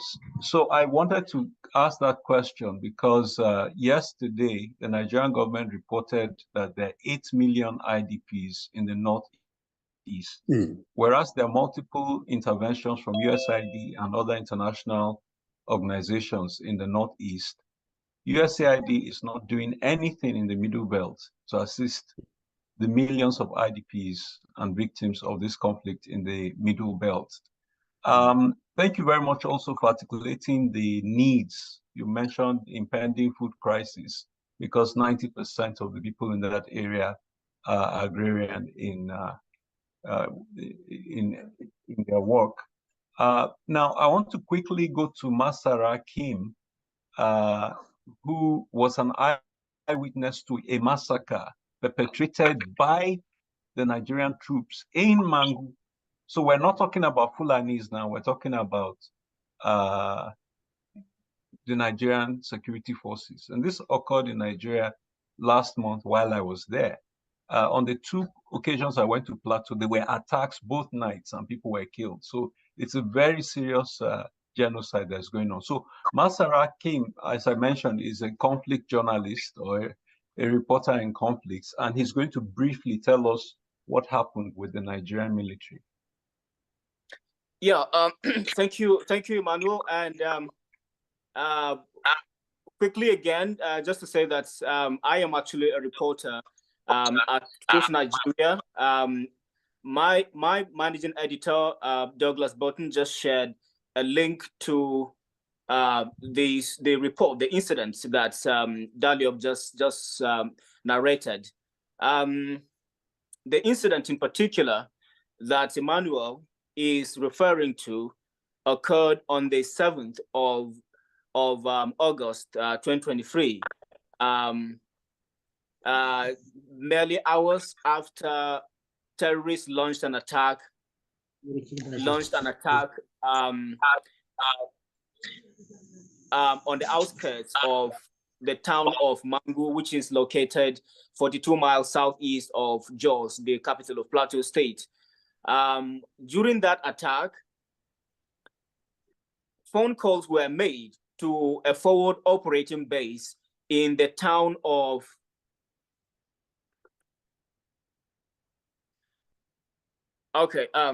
phone calls. The residents told us that they made phone calls to a forward operating base in the town of Mangu itself, which is just about a mile away from the village that was under attack on that night of the 6th of August. But then the soldiers didn't show up until 2 hours later, when the attackers had killed 4 people, including a pregnant woman, and had retreated to the surrounding mountains, and they were already making their way out of the village. Now, on arrival, the soldiers, instead of going after these terrorists, despite being armed with a gun truck, an armored personnel carrier that had 2 anti-aircraft guns attached to it, and their assault rifles and all of that, the team of about 10 soldiers did not go after the soldiers. Instead, they disarmed the local civilian volunteers that had intervened to push back or delay these attackers, enabling women and children to evacuate, thereby keeping the casualty as low as 4 that was recorded. In fact, 2 of those civilian volunteers were arrested for bearing single shots, homemade single shot guns, that barely cover up to 50 meters, which are, by the way, approved by the Nigerian laws, for self-defense. So they arrested them. They disarmed, others, and then arrested these ones and took them to their base in the Mangu town. By the morning of 7th August, women and children, most of whom were IDPs, they had been displaced by mass attacks that had killed more than 350 Christians from the 16th of May 2023 and the days following, and were camping in IDP camps about 11 IDP camps in the town of Mangu, gathered and began to demand for accountability over what had happened. So they blocked the roads, and they were, waving tree branches and singing gospel songs, and demanding that the soldiers, first of all, release their members who were arrested for simply intervening in a situation that, the soldiers themselves failed to intervene in. And they were also demanding accountability, because because the chief of army staff just in June launched a special operation in Mangu called Operation Hakorin Damisa. And during the launch, General Lagbaja did emphasize that that operation was aimed at stamping out the mass terrorism that was ongoing, the genocide that had been persisting since the 16th of May. He did deploy more than 300 soldiers for that operation with more than 40 armored personnel carriers, each of which has 2 anti-aircraft guns attached to it. So the women wanted explanation. If you were here to stop the attacks and yet they are still happening, as a matter of fact, just 1 mile away, and despite our phone calls, despite the sound of gunshots, despite the voices of women and children screaming out for help, you did not show up until after 2 hours. And even when you arrived that late, you still, instead of going after the terrorists, you still went after us. Then what exactly is going on? You need to explain to us. But here is where the drama happened. Yes, these women, Kim, as they marched, since the article has been posted, people will have a chance to read all the details. But if you could zero in on what happened with the military, that would be very helpful. Thank you. Okay, thank you. So as of the time I arrived, the scene, the protest venue at about 11 a.m. local time, I personally witnessed and did take footages. I did take video clips of the soldiers opening fire on those protesters. Right in front of me, one of the protesters was shot dead. And in fact, the soldiers ran their truck over his corpse on the ground as they were shooting, while the women and children were running, for safety. I was also, running for cover. But then again, my camera was on, and if I ever share the clip with you, you should be able to see, the chaos in the background and also hear the gun, the gun blast in the background.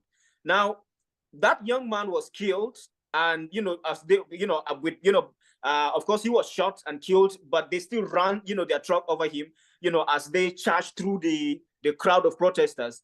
And 2 other women were killed prior to but that was prior to my arrival. 2 other women were killed, and several others were shot. They were injured. In fact, last Friday, I met one of them who was shot in the neck, right? She was shot in the neck, and she had just been discharged, from the hospital. Now, that's just one of the numerous incidences, of violations, human rights violations by the military.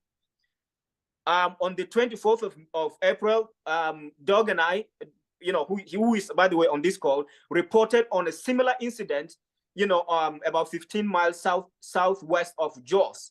Where at this point, Masara, maybe we should let Doug take up the narrative of that situation. Let me quickly introduce Doug. Doug Button is a former diplomat who is an astute journalist, one of the top reporters on Nigeria in recent times, and he has, covered a lot of this conflict in Nigeria. So, Doug, thank you very much for being here. I know the notice was very short. I just told you about this yesterday, and you were able to make it. But could you go ahead and give us a little more perspective on what happened? Thanks, Masara. Thank you. Doug, you're going to need to unmute yourself. Unmute yourself. Can you unmute? Unmute. Okay, can you hear me now? Yeah, we can hear you now. Good. Okay, I forgot. Okay, I was listening to Masara. He gave a good report. What would you like me to talk about? He was talking about the second incident of August, which you all reported on, involving the military. Yeah, well, I posted the story. Now it's an atrocity, and it's worthy of a war crime tribunal in the Hague, and it's happened before. Has been at least one other shooting of women that we've covered before. I've seen this kind of incident happen a couple of years ago in southern Kaduna. What happened is that the soldiers got embarrassed. The women I was about 200 or 300 women were pressing around the armored personnel carriers right in front of the forward operating base. And the soldiers claimed they were shooting in the air, but they certainly weren't. They killed 2 people right off. They killed 2 people. They shot one poor man. I think he's named in the story. And then before his body could be taken away, he was run over by one of the gun trucks. And he was taken to the hospital and pronounced dead. So this is, by the way, there are differing accounts. Some people say 3 people were killed in this incident. Some say 2 people. But just let me point out the parallel. Let's look at the parallel to 40 years ago, to Kent State, Ohio.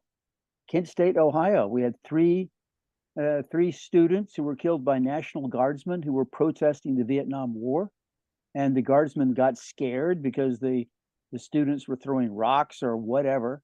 So they fired live ammunition out and they killed 3 or 4 students right there. And that atrocity became wall-to-wall coverage in the United States. For days and days and days. There was outrage over the National Guard shooting of the 4 students on Kent State campus. And would you be surprised to know that Truth Nigeria is the only media in Plateau State that covered the shooting of unarmed civilians who were expressing their freedom of speech? But that's the fact. As I pointed out in the comment, TBC News Channel, and give it credit for having a video report the next day about the shooting. They had a reporter and right there standing next to Masara Kim, and they omitted the part about the soldiers shooting the civilians, which should be a public trial, and it still can be if lawmakers in Plateau State would get out of hiding underneath their desk and stand up like men and show some gumption and point out an atrocity when it's right on their doorstep. Governor Caleb Mutwang should have gone to the town. It's his town. It's his backyard. He should have been standing on top of his desk in Jos and demanding a public inquiry, and he didn't. So if the governor of a state can be cowed and ashamed and shown to be a gutless coward in front of the nation, how do you expect low-level cops and soldiers to do anything more than that? So, so that was part of the update. I was in the country when it occurred, and frankly, I should confess to you all that Doug was the one who alerted me to that incident from America. That's how good his sources are. And the fact of the matter is, the information was being suppressed even within Nigeria. And I had to reach out to the authorities to find out if they could confirm it. Masara provided me with the evidence, and that was when we went public with it and issued a press statement. And again, we've said that we want to take this issue to the International Criminal Court, since nothing is being done locally to address it. But the point, the reason why I thought it was important for us to hear this is that in addition to Boko Haram terrorists, in addition to Fulani terrorists, we now have terrorism by Nigerian security forces continuing under this administration. They had occurred consistently under Buhari, and they are continuing again under this administration. And so we want to definitely escalate this to the international community as much as possible. Now, quickly, I'll reach out to one more of our guests, and then we can go back to the people from Niger. Is Reverend Steve here? Reverend Stephen, are you around? Yep, absolutely. Okay.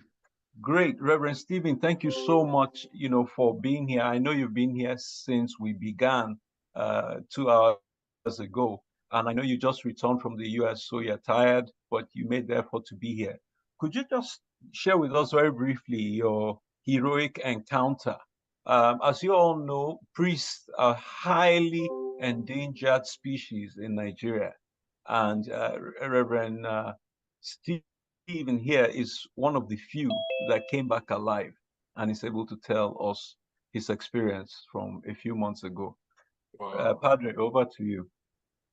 Okay, thank you. Please permit me to keep my mic muted. I hope that's okay by everybody. But my camera rather. So good afternoon, good morning to everybody. First of all, I would like to thank Doug Burton. I think he also covered my story when I was kidnapped last year. Mine happened last year. And to be honest with you, listening to everybody, I feel can you hear me, please? Yes, we can hear you. Okay, all right. So like listening to everybody speak, honestly, I feel really, really traumatized. I mean, I just feel scared. I don't know. I'm feeling as if they are actually even coming after me right in this room. But last year, my own incident happened from the 25th of May to the 26th of June. I was right on my bed when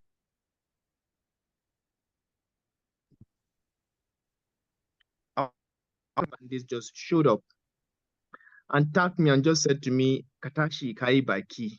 In other words, and I saw a huge trunk of people with guns and cutlasses and knives. We're about 4 in their house, myself with another priest with 2 siblings who became collateral damages in the incident, Ummi and Hassan. And we began trekking. They just took us around 12 midnight and we began trekking out of the house. We trekked for 2 days. When we arrived where we were going to, they flogged the hell out of us. But before then, when I knew they actually came for me, they were asking Irani father, where is the priest?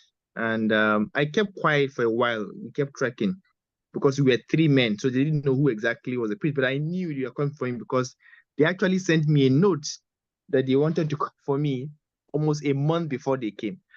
So eventually, when they came, at some point, I had to ask everybody to stop, and I just said to them, Nini father, I am the priest.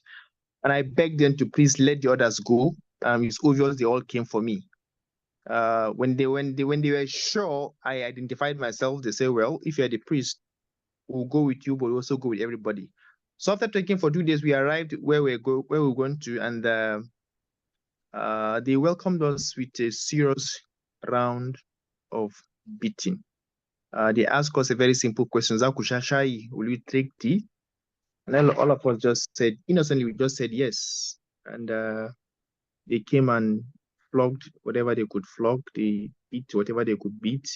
One of my fingers actually got removed. I didn't know what actually removed the finger. It was after the beating, I just realized that I lost part of my finger that day. And we remained in that situation without beating, without brushing our mouth, without brushing our teeth. After 33 days, I don't want to bore you because the stories are really, really traumatizing. After 33 days, as we are about to be released, one of them asked me a question. Father, Zaka gafarta mana bayan duk abinda muka yi muku. Will you still forgive us after all you have done to us? After all that we have done to you? With pains in my heart, I looked at them in the eyes. Fulani man doesn't believe in forgiveness. He believes that if he has done you something, at some point you will still revenge because that is his mindset. And truly, I said to them, well, with the way I am, and I really meant it. And while we were coming back, the Fulani man who picked me said to me that, Father Canada, sir, Father, you are very lucky that we are told to actually collect the money on your head and still kill you. But whenever we sit down to decide on taking your life, something keeps happening. We are not able to do that. Now, I just want to narrow it down to all these other stories I've heard, and then the needs, and then I heard a lot of questions. People last week, as Emmanuel said, last 2 weeks I was in the US, and I had the opportunity of speaking with the United States Institute for Peace, and the part of the State Department also were there, and I shared with them my experiences, and I told them, for me, I personally did not receive any kind of support from anybody, but I'm a priest, and all my life is to be able to give back to the society what I feel God has put in my heart. So we began an initiative called Trauma Victims Initiative, really to be able to journey with the victims in our own little capacity. So we function mainly around Katsina. I was kidnapped in Katsina State. We function mainly around Katsina. We tried to have counselors, doctors, nurses as volunteers to be able to journey with those who have been kidnapped and released. Food is extremely important. Assistance is extremely important, but something that is not also there is that psychological counseling to be able to journey with those who have been traumatized. So I spoke with the USIP and they were asking me a question. They said, so what kind of model? First of all, they asked me who I think are behind the perpetrators of the violence in Nigeria. I just shook my head and I smiled. I said, well, it depends on who you talk to. But as for me, a Nigerian and a priest and a citizen, no government ask after me. So if an APC person comes here to talk to you, I'm sure you know what he's going to say, but I can talk to you as a person who has been a victim. Nobody looked for me. No government asked me how I'm doing. No government even mentioned my name anywhere as somebody who has been victimized. So I can tell you, to be able to say that, what do I think? You know better than myself what it is. So depending on who we are talking to, but I can personally, as a person, I see the government completely and liably involved in all that. And I quoted General Abacha before them. I said to them, Abacha have had it say that if a crisis goes beyond 24 hours, the government is certainly involved.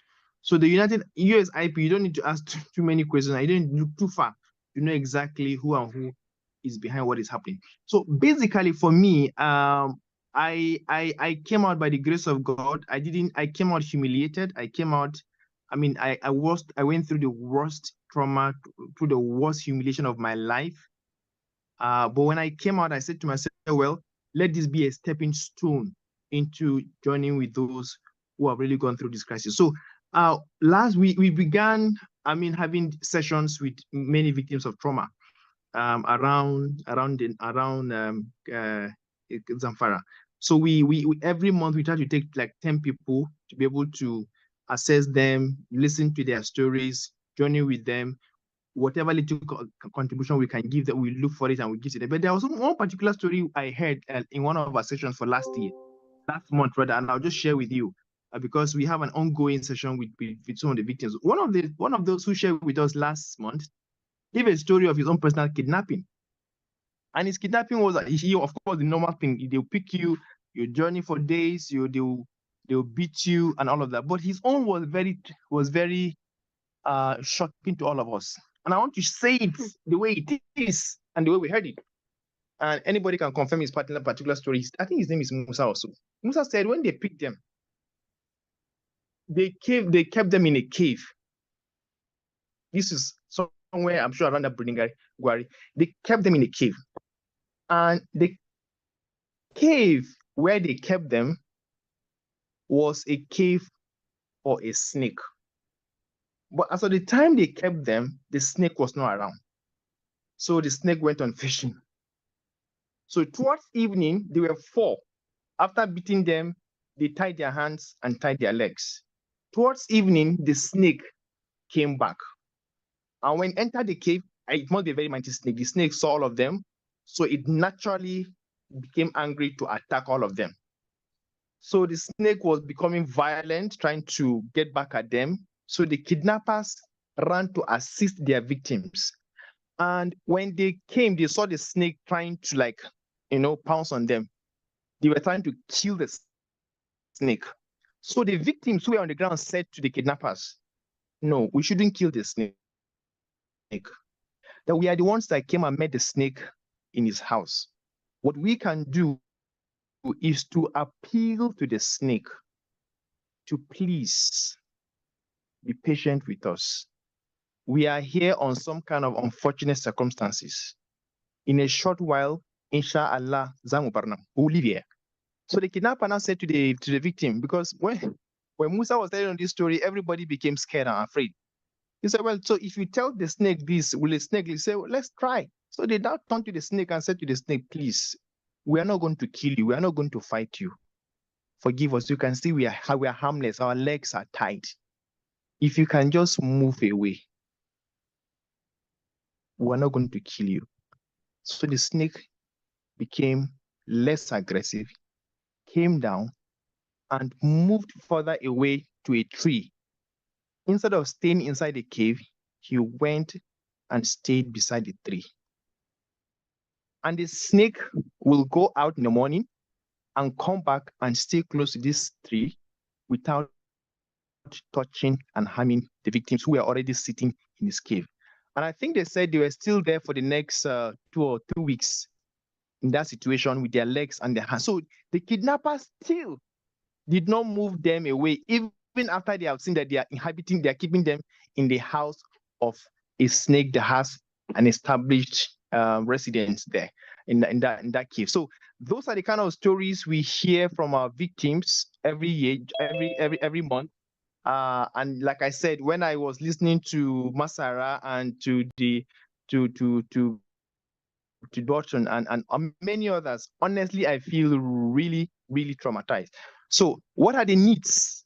As much as we try to garner support for victims all across the country, and especially in Benue, Jos, and Southern Kaduna, very unfortunately, we lost a seminarian and the parish. I mean, so shameful. We also want to say that we have victims that we're also joining with, at least around Katsina. But our aim is to be able to move across the country because we know that trauma is everywhere. I want to move as much as possible to be able to assist victims of trauma with counseling and other forms of de-traumatization program. So thank you very much for this wonderful opportunity, for giving voices to many who don't have the voice. Thank you, Emmanuel Gebe, my very good friend. I was with his parents some last week in Creek, Texas, and thank you to the journalist. I mean, he's almost a Nigerian. I don't know how he gets his sources, but he is so reliable, really. Burton, you are just incredibly wonderful. Thank you very much, and God bless you all. Yes, thank you very much, Father, for sharing your pain with us.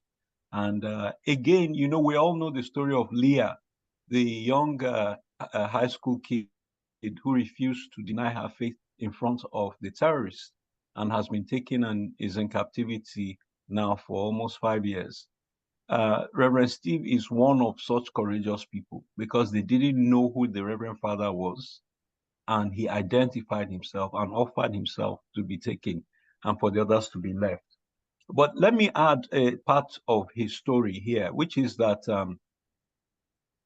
there were two siblings who were traveling to Sokoto, which is their base, and decided to stop at his parsonage for safety and shelter because of the killing of Deborah Emmanuel in Sokoto.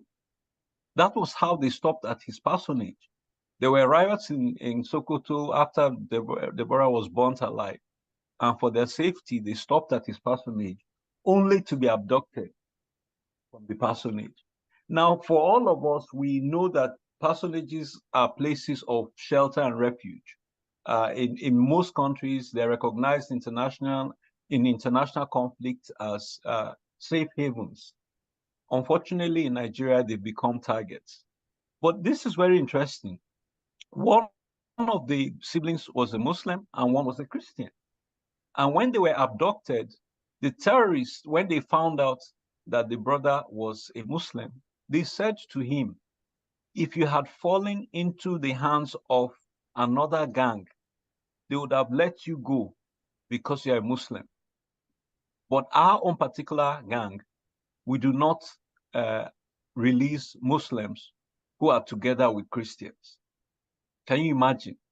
And so when they ultimately were released, they realized that it was dangerous for them to remain in Sokoto because one is a Christian, one is a Muslim. And unfortunately, they couldn't get resources to school elsewhere. But thanks to Reverend Steve, they were able to relocate them to a school in southern Nigeria for their safety. But there was no institutional support to make that happen. It only happened by his private arrangement. So these are the realities of what people are dealing with even post kidnap in Nigeria. So I think that's it for now. And I would like to make some remarks later, but I want us to focus on the victims because they are why we're here. So you may continue with the victims from Niger. Thank you. Thank you. Thank you. Thank you. Thank you so much. Thank you so much. You don't know how much grateful we are. And the world is now feeling the pain, the way the MidleBelt is feeling the pain. I just want to apologize to the Reverend Father that we collectively from the West, from the South, from all parts of Nigeria, we are sorry for the experiences you've gone through. Just freedom of association that is guaranteed in law, in our constitution, and you almost lost your life. Now, you can imagine the experience of somebody telling you, we could have killed you. Sorry, we don't kill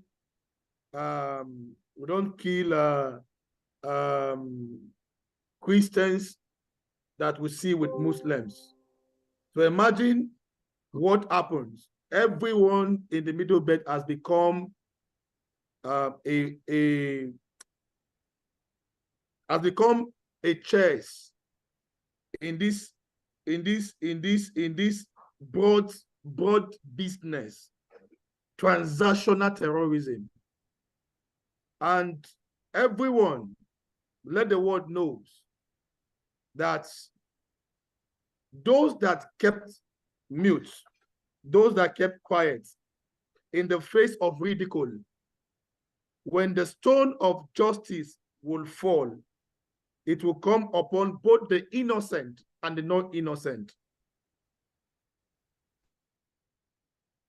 Our neighbor next door to this Plateau, Niger State, Kaduna State, Katsina State.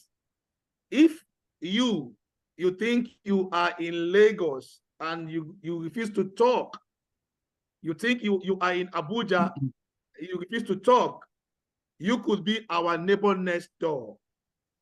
The scenarios are painful. The scenarios are, I don't even know how to explain this. This is human inhuman to a fellow human. And I want to say this categorically to all the sponsors of this evil against our people. Your days are numbered. Because we are not keeping quiet in the face of ridicule, and the stone of justice will fall on you. Please, where is our brother, the flute guy, before we continue with our people from Niger State? Please kindly remove this from us. It is a, oh God. Is the coach still here? Otukoja, I don't see him. But Osaji, oh.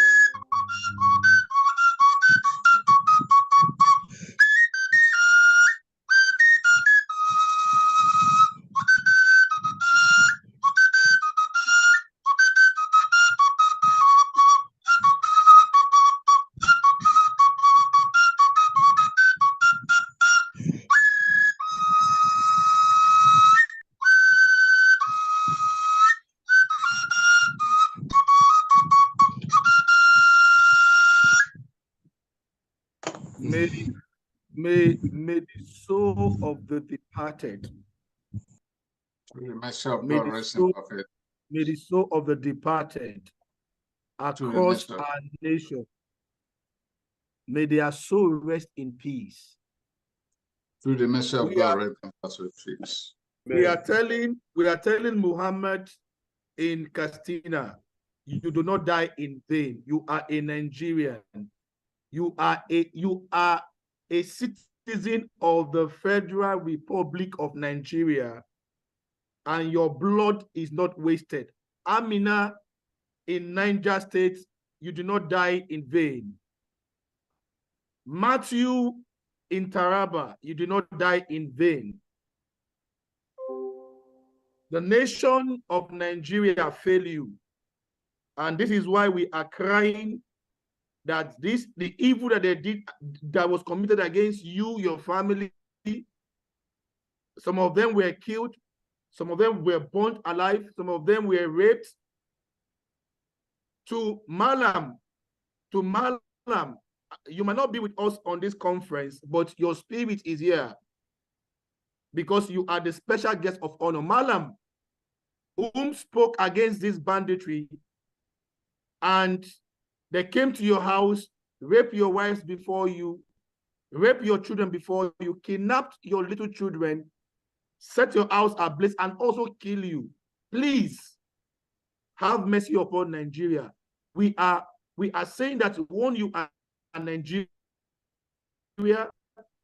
your life, your blood is important, and we have recognized the evil that was done to you by the Nigerian state.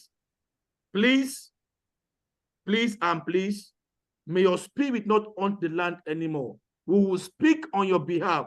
We have become the voice that you needed that was never provided. Please, where is the our guy? Give us that flute again. Then we continue with the expert with the victim testimony.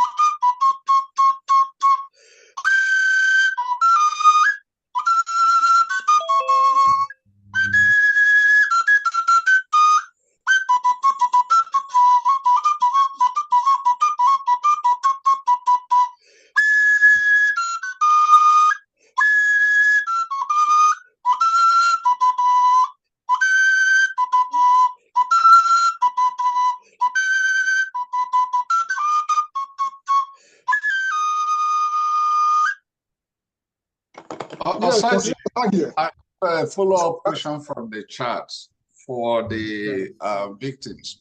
Can I do that so that we don't skip that?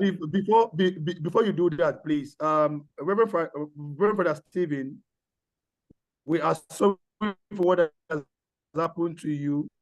We are taking responsibility as Wazobia, as pan-Nigerian, and we are saying that we'll not keep quiet. Never again are we going to keep quiet. And please, everyone, follow the genocide tracker.ng for you to have updates. We are going to be providing weekly, monthly, daily updates on genocide. And also to all the imams, to all the pastors, to all the Christians or the Muslims that have been killed, please, we have recognized you. Let peace reign in the land. Please go on, Peter. Thank you.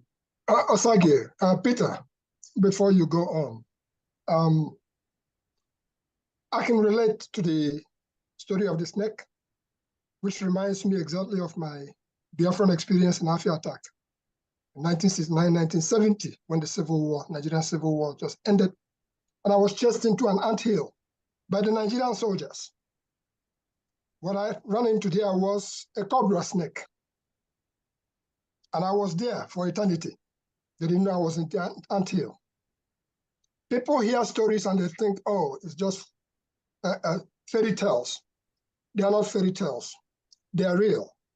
because I was in that anthill, just in by the Nigerian soldiers.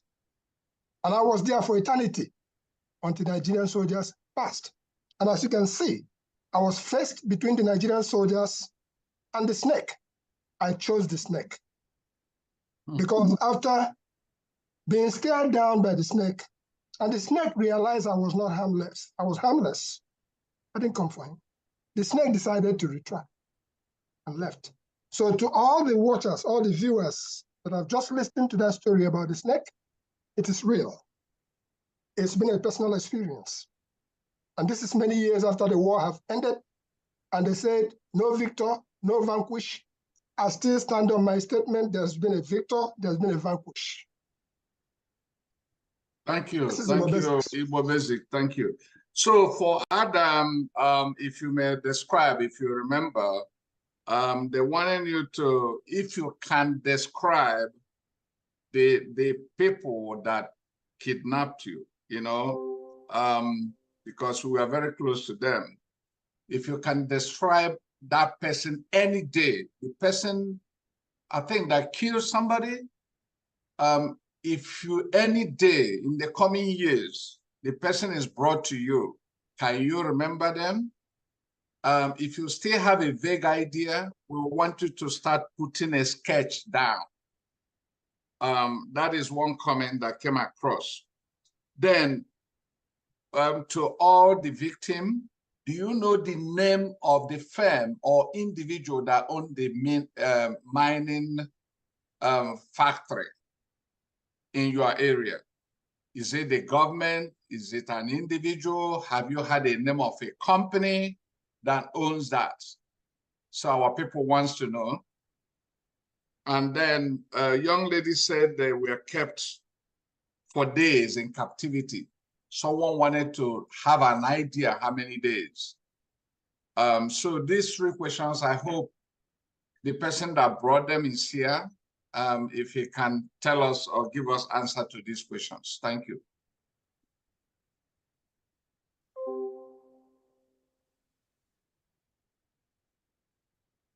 Let's see. Otherwise, Asad, you may have to call the next person if they are not available to give us an answer, but we have to find a way to get the answer to the questions. Christian, are you here? While we were talking, the chairperson, Nigeria Democratic Movement, joined the platform. The person of Bertrand Chi. We have the representative of NADECO, NADECO USA. We're glad to have you. Thank you so much for everyone who have joined this conference. I'm trying. Christian, are you still here? I think they joined it from a very far place. Let's have the flute guy. Why I try to get across to Christian, because I wouldn't want any of those victims to feel disenfranchised. Thank you.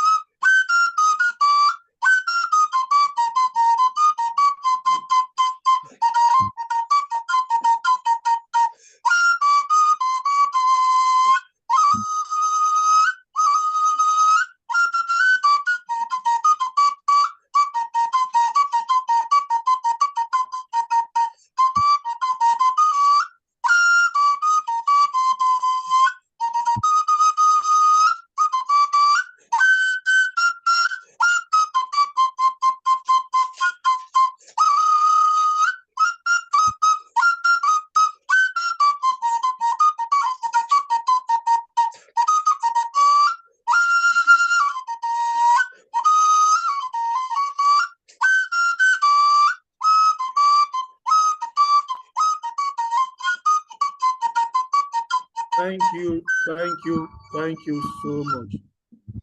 Thank you so much. At this stage, while we wait for other victims, we'll be bringing Barrister Austin, Austin KSQ to make his remark on the things that he's had so far. I will try one more time to get the victims. After Austin, if those victims are not available, then we'll move to the general to the general conversation. Thank you. Barrister Austin Okike.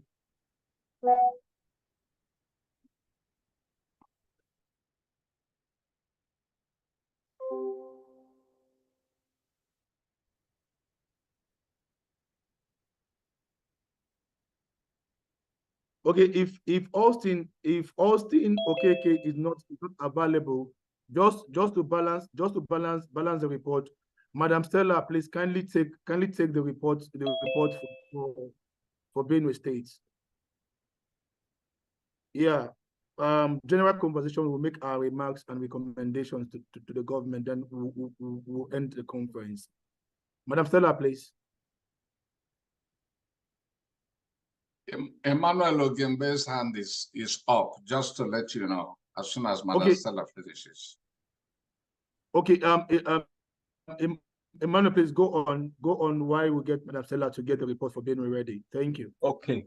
All right. So by way of introduction, I'm a human rights lawyer. I have worked on the conflict in Nigeria since the era of General Abacha, who was head of state. And I want to share a few things with us that will help us understand what is going on in Nigeria. Yes, well, 2 days ago, the Court of Appeal in Nigeria reinforced state capture of Nigeria. Now, what I want us to understand is that that state capture is the takeover of the machinery of government. But the second aspect to that state capture is land capture. And that land capture is being done by the Fulani syndicates across the West African region. And let me give you just a few quick examples of how this happened. One of the earlier speakers mentioned El Rufai and the fact that he went out of Nigeria to go and inform some Fulanis that he was now the head of a state in Nigeria, and he paid them not to kill in that state. That's what he told us he told them to do. But it is not a coincidence that Kaduna is now the kidnap capital of Nigeria. There are kidnapped villages in Kaduna, and the military is aware of them and so on and so forth, and nothing has happened to them. Now, so while the Fulani are importing fighters from abroad, we have a situation where Nigeria is exporting capital to Niger. So if you do not realize it, Nigeria has indirectly been a colony of the Fulani for several years now. What they've done in recent times is to take over and Fulanize the government, while their ground troops infiltrate the land areas of Nigeria. If you go to most states in Nigeria now, they're entrenched in the forests and even in the creeks. Now, I want to draw our attention to the jihad of 1804. And this is very important to note. What we're doing today is so significant because our southern brothers and brethren have reached out to recognize the pain of us in the MidleBelt. But we have an even greater significance. This MidleBelt and the South are the buffer and the blockade between the North and the Atlantic. Why is this important? Tafawa Balewa said that their objective is to dip the Quran in the Atlantic. And so every foray to try and penetrate to the Atlantic, they encounter the MidleBelt and the South. Now, let me point something out. The last battle in which Danfodio was fatally wounded was with the thieves in Benue State of today. And so from that era, it was the MidleBelt that protected the South from the invasion and conquest by Danfodio and his forces. And that same MidleBelt is now under intense attack as they try to break through to the Atlantic. But here is what has happened. A lot of people don't realize the significance of what happened on that February 25th election.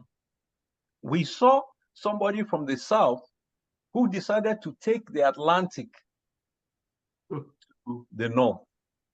And that is the alliance that APC formed. It is an Islamic alliance to keep Nigeria under conquest.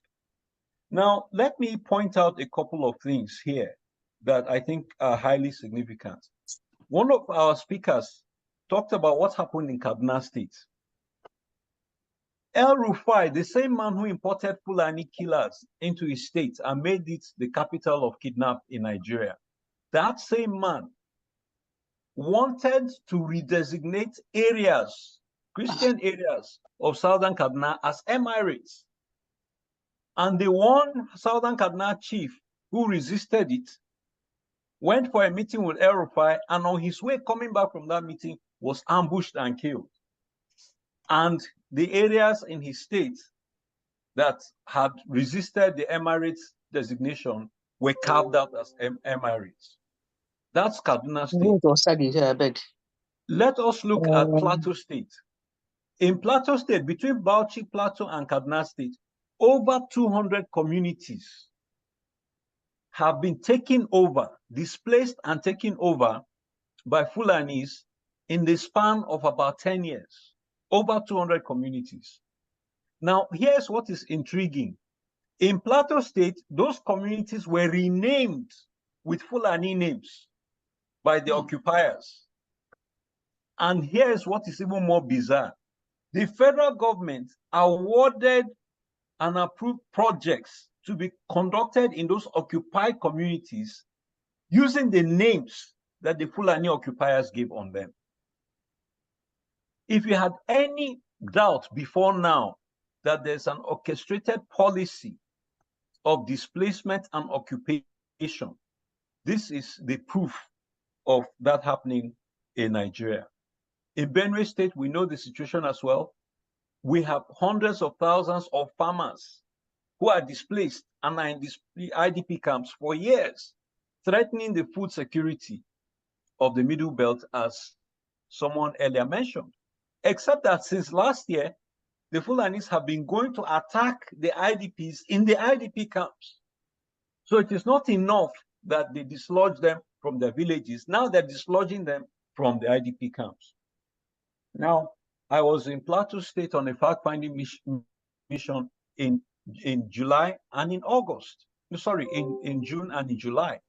And both times that I was there were attacks in the night as we were sleeping in the hotel. But here's what is intriguing. When we went to interview the victims, they told us that the conflict began when the Fulanis went and planted in somebody's farm.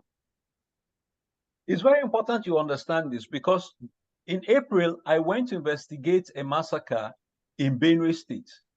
And of course, it happened when the Fulanis went to somebody's farm, killed 3 of the farmers. They had been raping and robbing, but then they started killing. The Nigerian army came in, and after 45 minutes left, and then the Fulanis killed 51 people. So it is not that report was not made to the government. It's not that the government didn't come, but they abandoned the people for the Fulanis to kill. But the difference between that attack in Plateau and the attack in Mangu, which I saw, was that the Fulanis are now planting crops on people's farms. So it's not just that they brought cows to graze on it, but they're planting crops. Planting means, occupation. They are taking over the land, literally.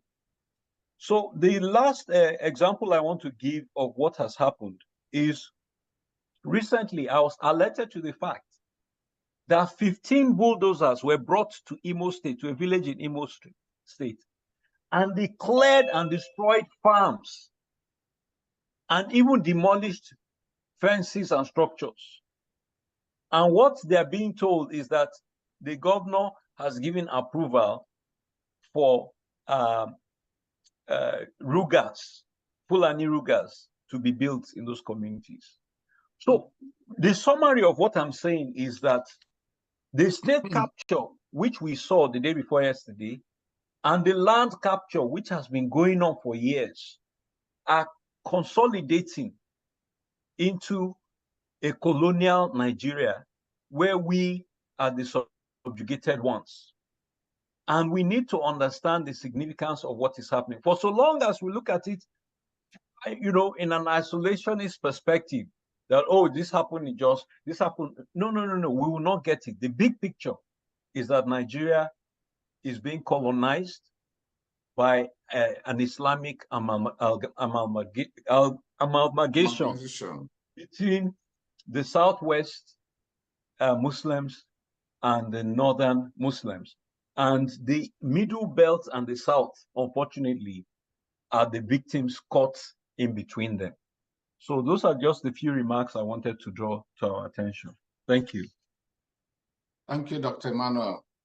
Osaji, are you ready? Should I invite? I have a hand that is up. That is Akin, A-K-I-N. Sorry, Dr. Rakwe. It might be expedient at this time to give a few minutes to Mr. Luka Biniat, the spokesperson of Sokapo, to add his voice to what we have heard from Zari with regards to Kaduna. Kaduna is also a very bad point because of the work that the third Mahdi, Buhari, and his commander-in-chief, El-Rufai, had done since 2015 to advance the cause that they held high. So please, Mr. Luka Biniat, can you now speak? Yes, he's one of my guests. Let me quickly introduce him. Luka Biniat, in addition to being a spokesperson for Sokapu, is actually a hero of Southern Kaduna. He has reported extensively on the decimation and displacement of his people, which incurred the wrath of El-Rufai and Buhari. He has been arrested and imprisoned and tried multiple times. I think he is the journalist who has spent the longest time in prison under the APC government. So it is my pleasure and honor to welcome a hero of the Middle Belt, Luka Biniat. Thank you. Thank you. Thank you very, very much, Barrister Ogebe, my mentor, my brother, and all the great and fine people that are here, my editor, Douglas, my colleague, Masara, and all the wonderful people here. It's been a great pleasure being here, and it's been rather a solemn experience listening and hearing all that have been happening to people. Let me just go straight to what I should say. I hope I'm audible enough for everybody to hear. Yes, you are. Go ahead. Am I speaking to everybody? Yes, you are. Let me just give an idea of what Southern Kaduna is. Southern Kaduna is quite a big area. It is 26,000 square kilometers. That will make it bigger than Kano State. Kano State is 20,000 square kilometers. Plateau State is 32,000 square kilometers. Lagos State is just about 3,000 square kilometers. So Kaduna State, Southern Kaduna is bigger than Abia, Imo, and a few other Southeast states put together. And we have 67 ethnic groups there. And according to the estimated population that we have today, based on the 2006 census, we should be closing on about 5.1 million people in the population of a state that is roughly around 10.2 or so. Now, we have been living as two states forced into one, the northern part of the state and the southern part of the state. We have had our own strife in and on, but they have always come one in between. For example, the 1992 Zango Kata crisis, which happened over the relocation of a market, claimed a lot of lives.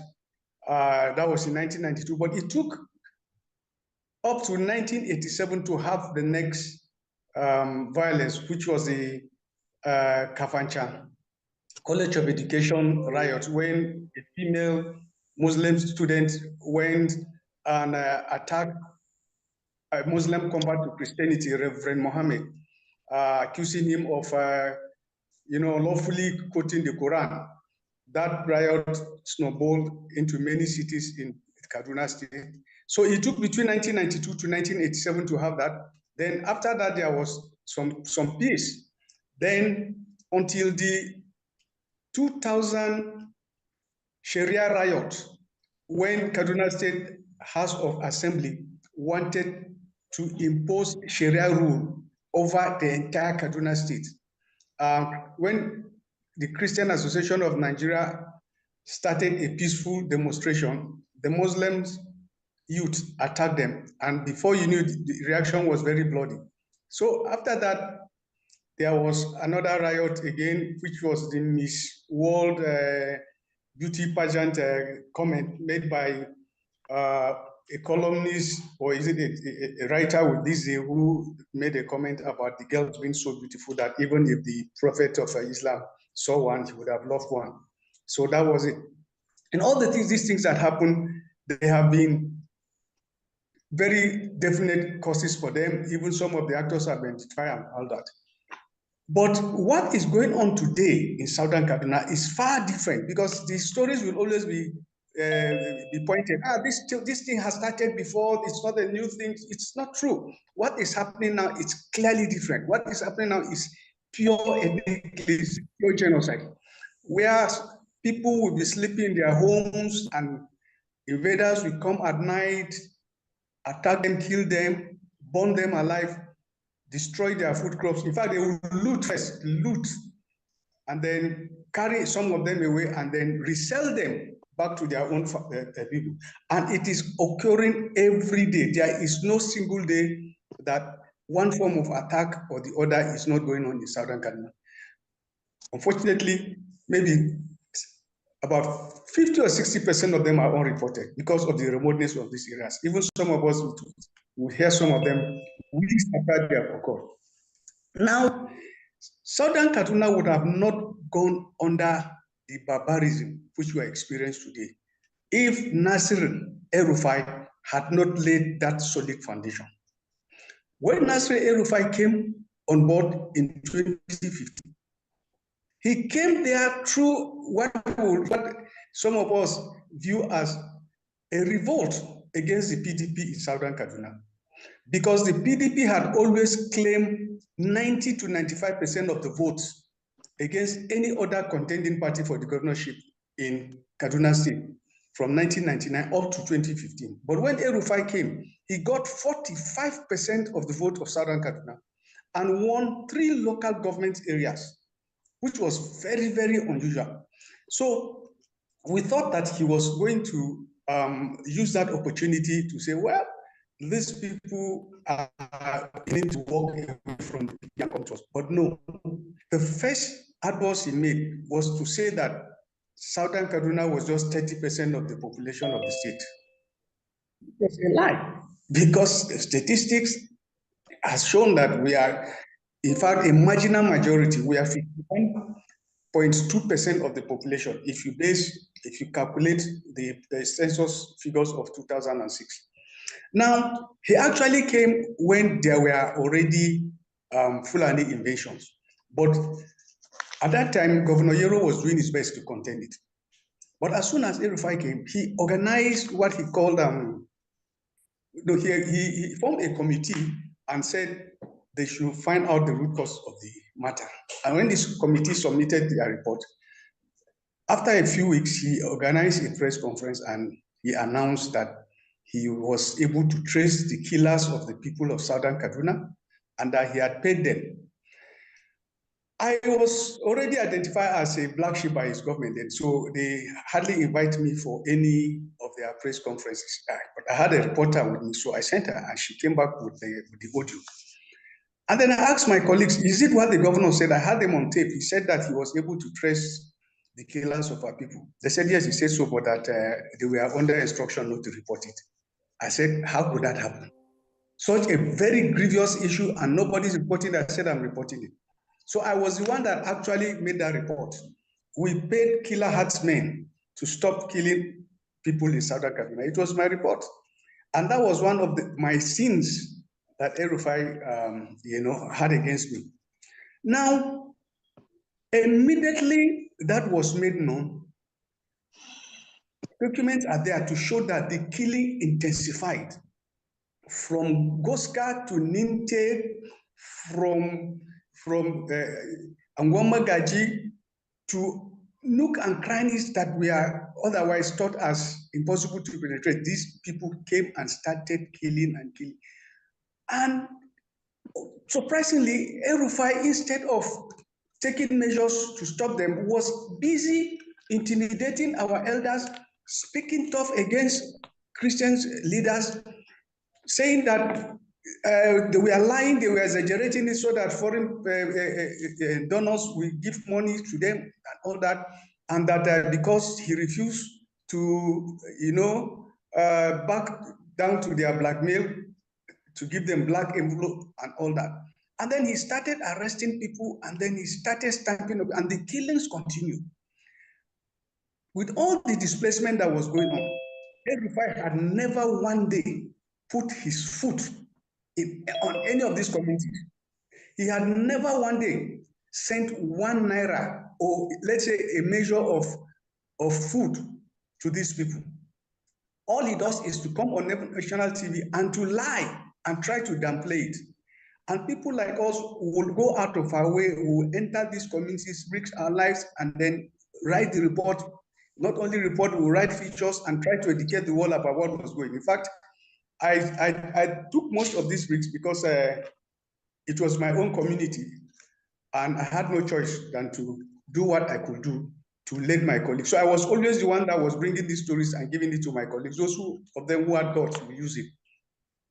Now, it was very clear that El-Rufai was deeply involved in planning these killings. Why am I saying so? There was a press conference that the Fulanis held at the Nigerian Union of Journalists, sometimes in 2016.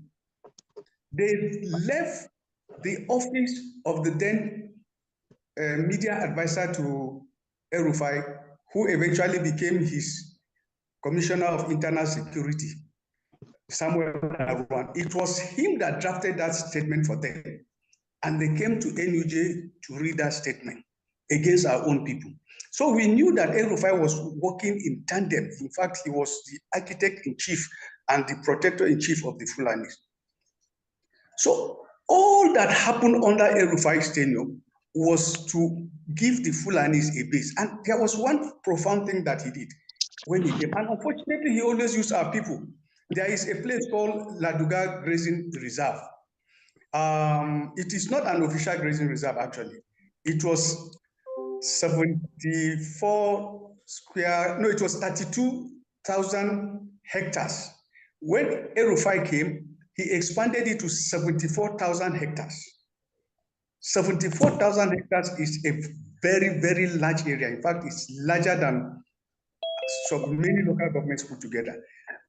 We protested and we said that was not going to happen. Instead of him to back down, he went again and identified more areas as grazing reserves. So he was actually the master plan of the so-called Ruga policies, where every state of the federation was supposed to donate land for the Fulani's occupation as their permanent homes. Because eventually the Fulanis and the Hausas started demanding for chiefdoms. And he gave them. He created 4 new emirates, sorry, emirates, not chiefdoms. He created 4 new emirates in southern Kaduna that is almost exclusively Christian, just to spite the Christians. And in areas where Christians had their own strength, he cut the local and he divided the chiefdoms and created emirates here.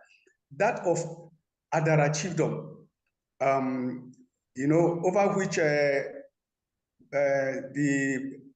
paramount chief was killed. Maiwada is a clear example. After the man was murdered in areas in a manner that's completely, you know, points to the hands of government, he immediately shut the chiefdom into, created an emirate in it, and then if the remaining one again, he sliced it into 2, and then put a Muslim again as a chief. So El-Rufai must be brought to book for all the atrocities he committed against our people. In February 2019, shortly before the general election, he came on national TV and announced that the Adara people killed 69 Fulani women and children, and that they buried them in a shallow grave. He even took reporters with soldiers to go there. And then he claimed that he went to a spot in the bush and said that it was on that spot that that the Fulanis were killed. You can imagine a governor making such inciting statements. After that was published, I and a few of my colleagues mobilized our own colleagues who were not in Kaduna, who were in Lagos, because a lot of us who were reporting in Kaduna will not take that risk. So they came down from Abuja, and then we took a trip to that same spot. And when we went there, the natives directed us there. We saw a small portion of land that was not up to, let's say this, if you know what the table tennis is, the size of 2 table tennis put together. That was the size of the grave, the so-called mass grave that he claimed 69 people were buried. Absolutely, that was rubbish. And then we came down to the police. Fortunately, the police commissioner at that time was my classmate, so it was easy to have access to him. And the police commissioner addressed the press and he said, no, it's a lie. That no such thing has happened. That he also heard it, and he had given out instructions that it should be investigated. And it was discovered that no such thing happened, and it was publicized. But then he had already incited the Fulanis, and they formed their own army, and then they started killing the Adaras. In fact, the Adara witnessed their worst massacre ever, shortly after the elections of 2019, because of the incitement of El-Rufai. El-Rufai did so many atrocities against the people of Southern Kaduna and against the Christians. Fortunately, he himself gave himself up when he addressed Muslim lyrics after he left out to say that whatever he did as governor of Kaduna State was to orchestrate Muslim rule, was to make sure that Islam dominates Kaduna State. So we are making the war to us to make sure that El-Rufai does not escape justice. El-Rufai has been inspiration for governors, for other hate groups in northern Nigeria to carry out all kinds of crimes against our people. So my coming here is an opportunity. Whatever it will take for us is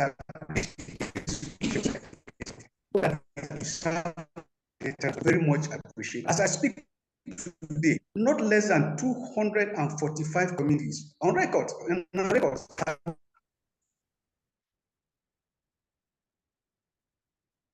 Please unmute yourself. Luca, unmute yourself. Luca, unmute yourself. Can you hear me now? Yes, we can hear you now. Go ahead. Okay. I was saying that whatever it would take for the international community to help us to establish a case of genocide or ethnic cleansing against El-Rufai, I'm very happy, because all the documented things you have against somebody is there. But we do not have some of the resources to carry out that kind of, documentation that you will need to present to the International Court of Justice. But the fact that El-Rufai aided and abetted genocide is not in doubt at all. His utterances enough his utterances is enough to even hold him. Today, as we are speaking, we have nothing less than 150,000 IDPs in various parts of the state and even outside the state. We are talking of it and the people of Kafin Kuru, Kuru local government. We have not even spoken about the other sides of the state, which is Shiruru and part of Gwada, where the dam stops. Our own IDPs of the Bagi extractions from Chukun local government, they also form a sizable portion of the IDPs there. Okay. So much has happened under El-Rufai. Thank you very much, Luca. Make sure that it does not escape. Yeah, thank you very much. I'm glad we were able to get you in, and I will continue the dialogue. Before we hand over, I wanted to quickly point out the narrative of what is happening, which you just heard, is not what is playing out in Washington. Yeah. Let me tell you that the head of USAID, appointed by Trump, came to Nigeria. We gave him briefing before he went. When he came back, what he said was that, the Fulanis are so poor and uneducated. That is why there's crisis, that they need to be educated. That was his conclusion, that more money should be given to educate Fulanis. Now, the New York Times published a news story where they said that Nigerians are destroying the culture and traditional practices of the Fulani. This was published here in the US.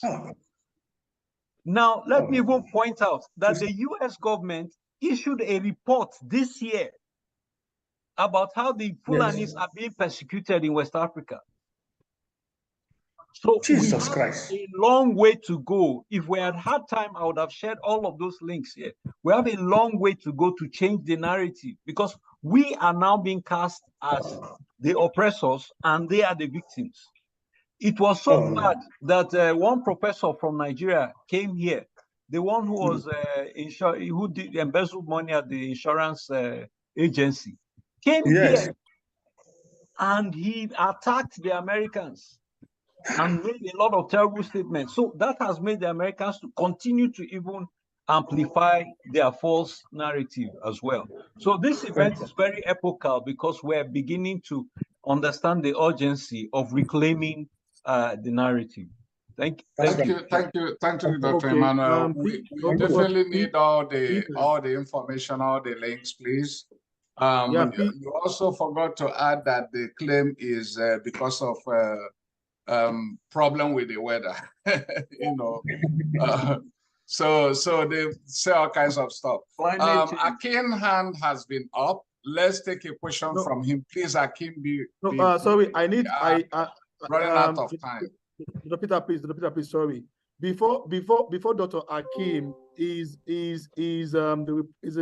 Pan-Africanist and also the representative for the Afenifere, and he has done so much for the movement. But before Akim, part of the international community are asking for the Benue report. So please, I think we should complete that report. So please, Dr. Mo is here.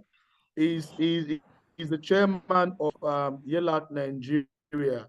As I said before, now he's passionate about the youth and the children that is being killed in the Benue. Please, Dr. Mo, please kindly go ahead with the Benue report, if you can hear me.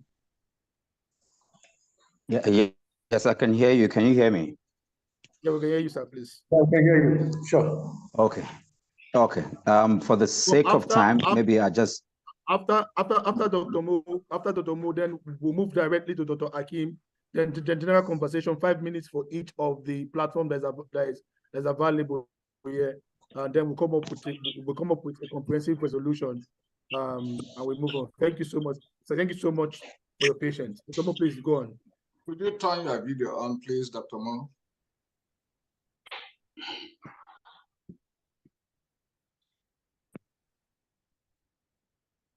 Is that okay? Yeah. Okay, I'll just quickly, for the sake of time, I'll read up just a little report and then take a minute or two and just comment so that we can move forward on this.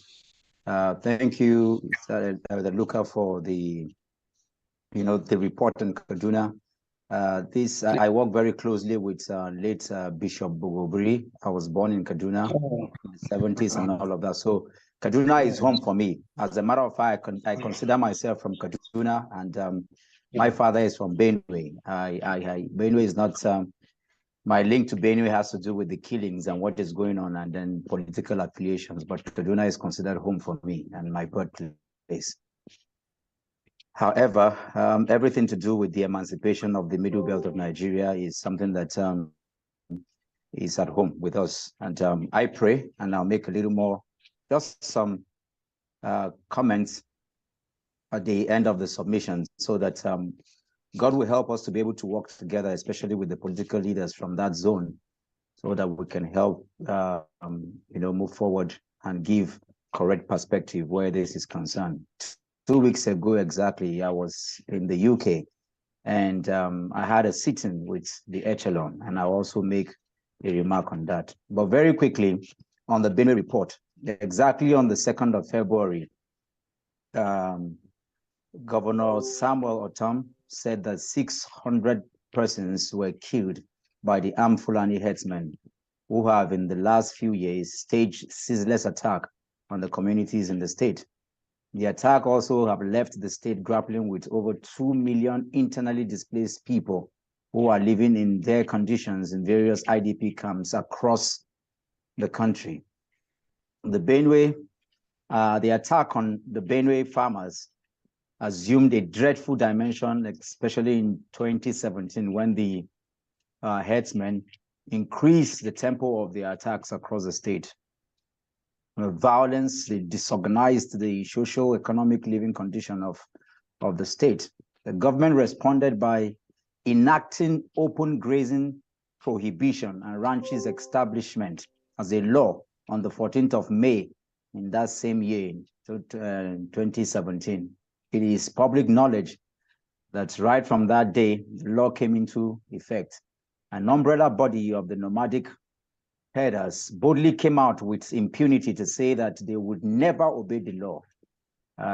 This was on national TV everywhere. They vowed to mobilize Fulani across West Africa region to evade particularly Benue State and stop the implementation of that particular law.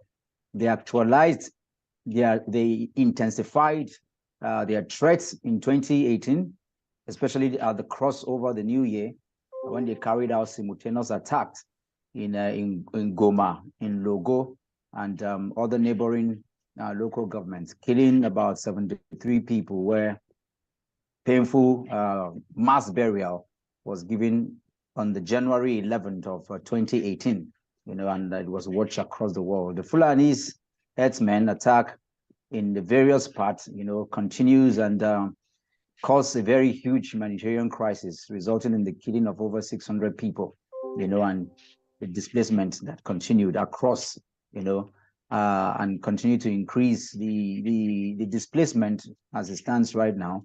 And there are over 2 million, other people living in IDP camps across. On the 31st of January 2023, armed herders blocked the Makodi Naka Road and killed about 52 people, including the divisional police officer of Gwa West, local government area of Benue State.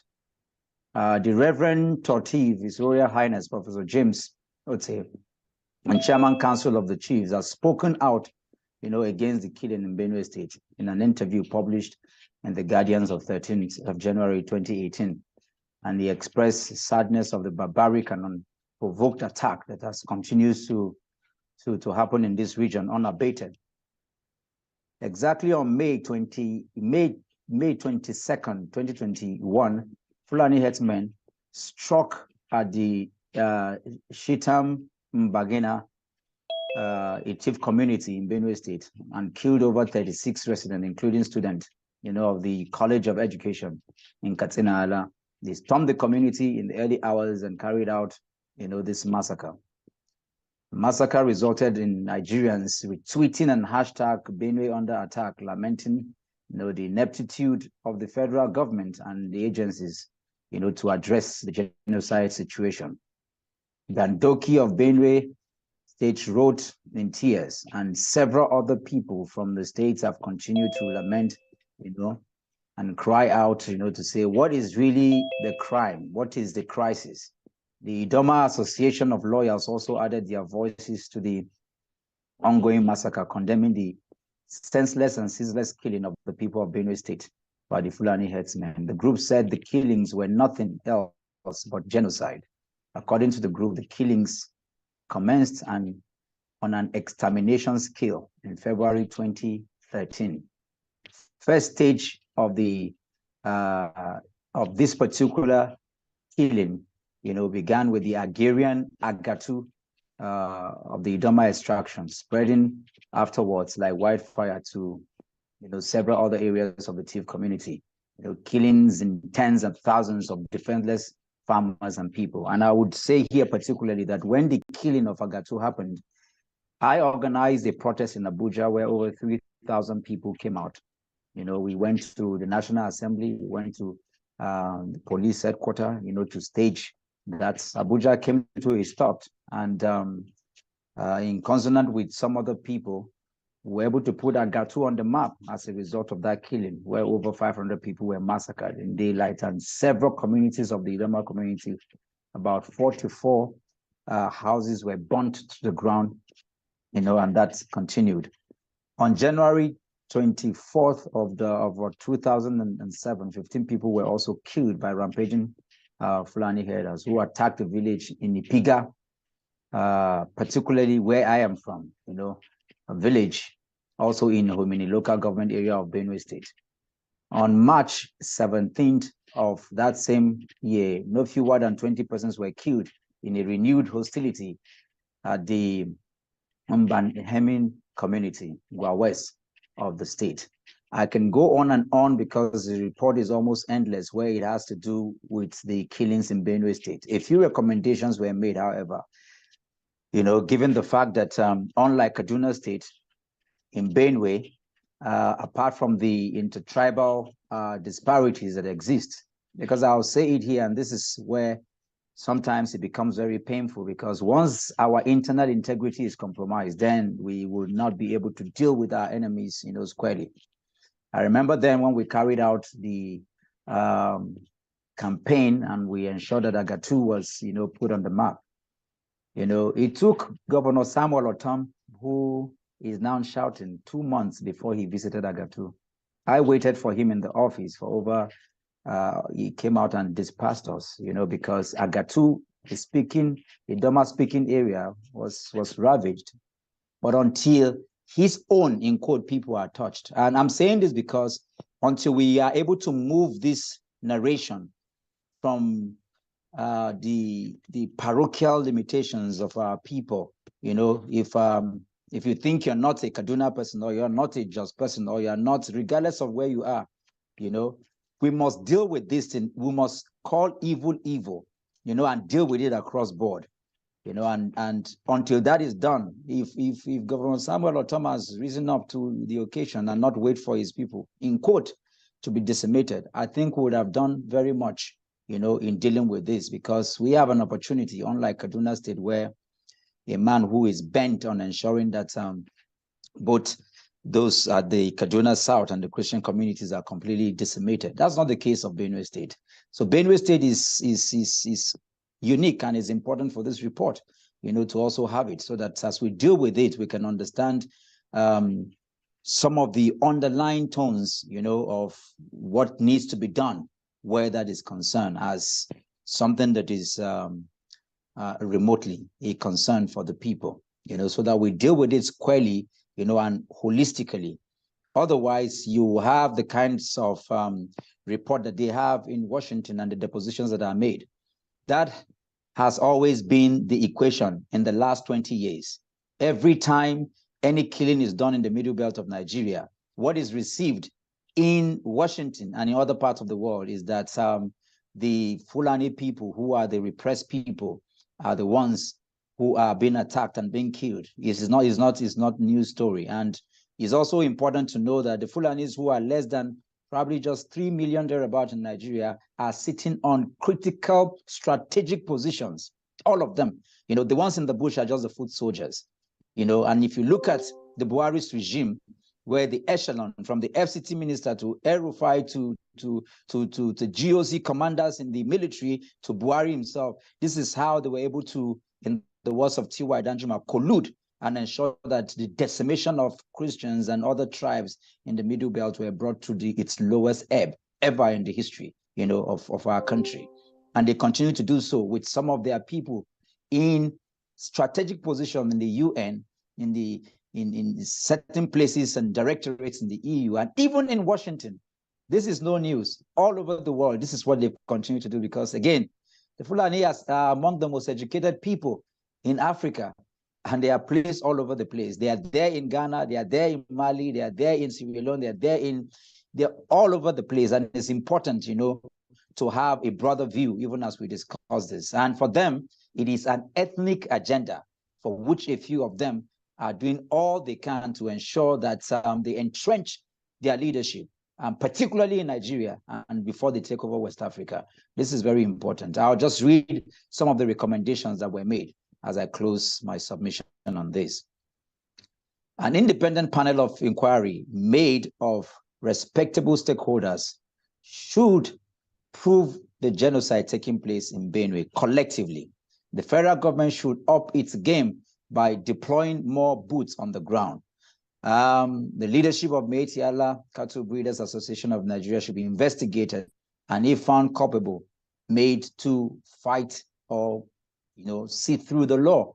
Métis Allah, the association, must be disarmed, because they go about with what? With ammunitions. They have some of the most sophisticated ammunitions that you can ever imagine. Its members must be made to surrender their arms. The vigilante security must separate. There needs to be strengthened, you know, and also be equipped, you know, even by some of the states like in Benue, because they have the state security. So they cannot be crying when they are the ones at the ends of affairs. More can be done, you know, behind just the crying and the media emotions. A lot can be done. If El-Rufai can do what he's doing in Kaduna State, the Benue State is 95% Christian, and it's just the Toulouse and the Idomas. A lot can be done. So as part of the recommendation, this is really important, you know, to state in this place. The seizure of land must be returned back to the rightful owners. The forceful acquired lands must be also repossessed by the government, you know, and this rests squarely on the government of Benue State. Cattle and cows must adjust that are unjustly killed, you know, should be accounted for and adequately compensated, and the owners should be paid, and identified perpetrators should be apprehended and brought to book. All this can be done. The open grazing and ranching establishment laws should be enforced and should be regulated. Animal husbandry farming in the state. These are some of the recommendations that are made. They should go beyond just academics and paperwork. It can and should, you know, become a practice in that state. This can be done, but I leave us to understand that, like I said in the punchlines, that the agenda of the Fulanese as a tribe is entrenched especially in West Africa. We must have this in mind. It must go beyond just depositions, but to strategically strengthen the entire Middle Belt region and ensuring that we have people from Washington right to Nigerian government who understands this. And for every time there is a killing, there has to be a deposition both in the UN and the US Congress and in the House of Commons. Until we do this, we will never really make a headway as a people in this region. Thank you, and God bless us. Okay, thank you so much, Dr. Mo. Now we'll fast forward to the general conversation. Thank you so much to everyone who have taken our time to address this issue. Indeed, a step into 1,000 1,000 years starts from today. But everyone, let it be known, the US and the UN, the UK, that El-Rufai is a commander-in-chief of the terrorists. El-Rufai was the one that went to pay the bandits, and they used those money to buy weapons and came back to unleash mayhem on the Kaduna people. El-Rufai must be banned from entering any country. He's a terrorist. He goes along with bad luck. Anything El-Rufai is bad for the business, is bad for the market. If El-Rufai comes into any country, it comes with cost, because the blood of both the Muslims, the Christians, the Gwagi, the Gwaris, the Igbiras are on his hands. And they will chase him until the ICC finally try El-Rufai for crime against humanity. And we will see to it. We would see to it. I just want to appreciate the patience of Dr. Aki, the representative of Afenifere. After Dr. Aki, we will go to the chairman of NADECO USA. After that, then we'll recognize the very important personnel who are in our midst. Then the moderator will give room to every other person on the floor, including the representative of the PFM and the CAN. Thank you. So we will go in this direction. Dr. Aki, the rep of Afenifere, and also the spokesperson, for the MidleBelt Forum is on the platform. We are honored to have you, sir. The spokesperson for the MidleBelt Forum, NADECO USA. After Dr. Aki, then Reverend Emmanuel. Thank you. Then after these four people, moderator, please take over and open the floor for everyone who is present. I recognize the presence of PFN and CAN on the platform, and also the Islamic Association of Nigeria. Thank you, everyone. Thank you. Dr. Aki, please, the floor is yours. Thank you. God bless you. Okay. Greetings to everybody. Warmest regards. The meeting today has been to expectation. We have been in so many meetings like this where we rehash all the issues and we lament. And the information is very bad for our spirits. People are dying. That is okay.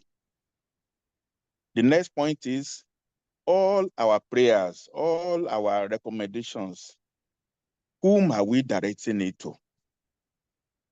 Are they listening? Who will act on our recommendations? We are not so clear about that. From this meeting, I gather that we are waiting for international support. It will never come. The West want us to be where we are now so that they can be stealing our mineral resources. They don't want us to really be at peace. That is it. So thinking that US will come to Nigeria or UN, it's a tall order that they will not come. The way we are is the way that profits them. And unless we be like Rwanda people killed up to 1 million before the world attention could be attracted. So what's happening in Nigeria to them now is not even worse than what's happening in Congo. They're not doing anything in Congo. Having said that, from a Afenifere point of view, we believe Nigeria has to sit down and talk. The owners of the land, the ethnic nationalities, have to have a forum to talk and agree among themselves or how Nigeria should be organized. Now, the challenge is this then. Who is to make that kind of undertaking possible? The political class in Nigeria, they are just interested in their positions as senators, as governors. They themselves don't really want, and they don't even have any solution to these problems. So we're now left with this kind of forum, this kind of body. I always wondered, most of the retired generals in Nigeria are from the MidleBelt. How come they are so quiet? Colonels, brigadier generals, major generals. They are so quiet, they are so aloof. I can't understand. Well, We must recall that General Zamani Lekot was almost killed. Maybe that's what made the MidleBelt generals to just totally stand akimbo and not do anything. But that is not right. General Lekot is still alive. And there are many generals like him that need to be proactive. Okay, what am I saying now? Somebody has to convene for us to talk. And MidleBelt has all the retired generals that held Nigeria together the way we are now. They are responsible. And I mentioned especially now General Yakubu Gowon. Can this body go and make a point to General Gowon that he's been too silent, he's been too docile? It's under his watch that Nigeria was held together by force. He's the only one who has moral authority for us to use his name to call all the elements of Nigeria together to say, we cannot continue killing each other like this. If that's the only thing they can achieve before he dies, it will have been a very grave contribution. He's the only one I know who, if he's approached properly, I know he's not interested in anything and it's not very good, but we have to wake him up. He's not the owner of himself. Being General Gowon, who was head of state in the 1970s, is one who can call all the leaders of the North together and call the Afenifere, call the Neighbours. Let us do a talk of talks. It may not be physically in the meeting, but his name can be used. So the people in the MidleBelt, they need to go and occupy his house and ask him, why is it quiet? He's from MidleBelt. What is his value if he cannot raise his voice to come out to Abuja and say no more? The Fulanis are the people who use him now to be head of state. They put him there. It's for the time now for him to come and say no more. Don't kill my people. I'm from MidleBelt. He's not a Fulani by all chance. To me, that's what might profit the whole country. If you can bring all retired generals in MidleBelt and then use the name of General Gowon and his personality to force a talk among all major groups.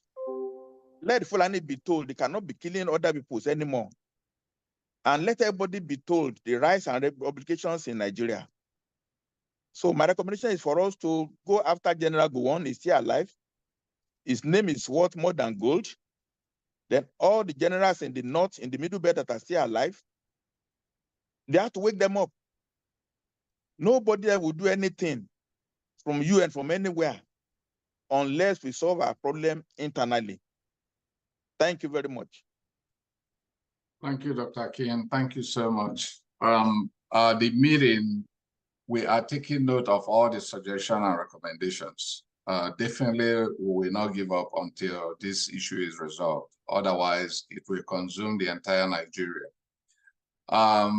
The chairman or president of NADECO, Lloyd Okwo, is here. Barrister, please. You take the floor. After that, we have Dr. Gideon, Uniting the MidleBelt. You are welcome. Stand by. You will have time to make comment. Reverend Joseph will be the next after Emmanuel Guy. After Lloyd Okwo, Emmanuel Guy, you ask your question. Then Reverend John Joseph will take the floor, each 5 minutes or less. Apostle Emmanuel for Kaduna State, the chairman. Then Reverend Danjuma, elder statesman based in Jos Plateau. After that, Bishop Ben Kurudu, Benue State, and then Reverend Love Zidon, Executive Secretary, Christian Pilgrims Welfare Board, Taraba State, followed by Reverend Emmanuel Olurumbaga. If I misspell your name, please forgive me. The chairman, We Care Initiative. So gentlemen, 5 minutes or less, please. We do appreciate everybody's patience. Lloyd will take the floor. Thank you. Thank you so much, Dr. Araku. Please unmute yourself. Yeah. Thank you so much, Dr. Peter Araekwe. I thank all of you for giving me this opportunity to express our views. I bring you greetings from Washington, D.C. If it was possible for me to adopt Dr. Akin Fakbohonda's position and not speak, I would have done so, because he spoke exactly NADECO's position. But be that as it may, let me have 1 or 2 minutes. NADECO has 2 major theaters of concern. One, which has been touched upon by Barrister Gebe, by a few other individuals, by Dr. Moore, and also Dr. Akin. The first theater is the United States. This is where the drum players are. There's nothing you can do to the people dancing to the drums. The players are here. The players are in Paris. The players are in London. The players are in Brussels. We will be wasting our time if we did nothing about where the drums are coming from. We'll be wasting our time. And we have been wasting our time since then. If you look at the reports as presented by Barrister Gebe, it's different story here. When you come in here, it's different. They just have a different story. Do you think that the United States is not fully aware of everything happening in the MidleBelt or in Nigeria? Do you think so? Now, when a few Rohingya Muslims in Myanmar area were being disturbed, hell broke loose. The United Nations went in there. People were locked up. About 300 and something few Muslims, the Rohingya Muslims. The story was different. America was all over the place. Now, historically, these so-called countries have always enjoyed conquest, where a few individuals who are strong will conquer the rest of the world. The British government, a small island, went all over the world and took over the place. Nothing happened. The French, Americans came in here, sacked the people who were here, put them in concentration camps, killed the Indians, went to Mexico, seized the whole place. Place became theirs. Britain went to the Falkland Islands, thousands of miles away from their place. And America, under obligation from Organization of American States, that when one state is attacked, it means an attack on the rest of them. When Argentina was attacked, they took sides with Britain and provided Britain all the necessary information to forcefully take the Falklands from Argentina. So the point I'm trying to make, not sure if I've been able to do that, is that these people here enjoy what is happening in Nigeria, in the MidleBelt. They enjoy it because it's a lot easier for them to send El Rufai or to send a few Muslims to go and do the dirty job for them. You know, in the MidleBelt where I come from, we're taking. We may not be taking the way the MidleBelt is, but Asari, Tompolo, and the rest of them have taken us on behalf of the government. They have taken the Niger Delta. Now, why you think that Tinubu invited Tinubu? Can you hear me? Yes, I can hear you. Why are you?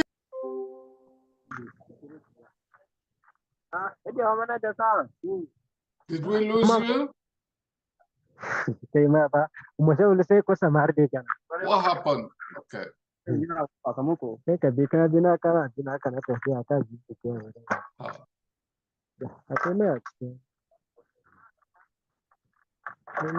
I think Emmanuel should mute. Emmanuel, we lost you. Okay, so sorry. Let me mute my call. Okay, let Reverend Emmanuel go on until we have NADECO back, please. Reverend Emmanuel. Okay. How come he disappeared like that? Maybe his phone died or something. Reverend Emmanuel.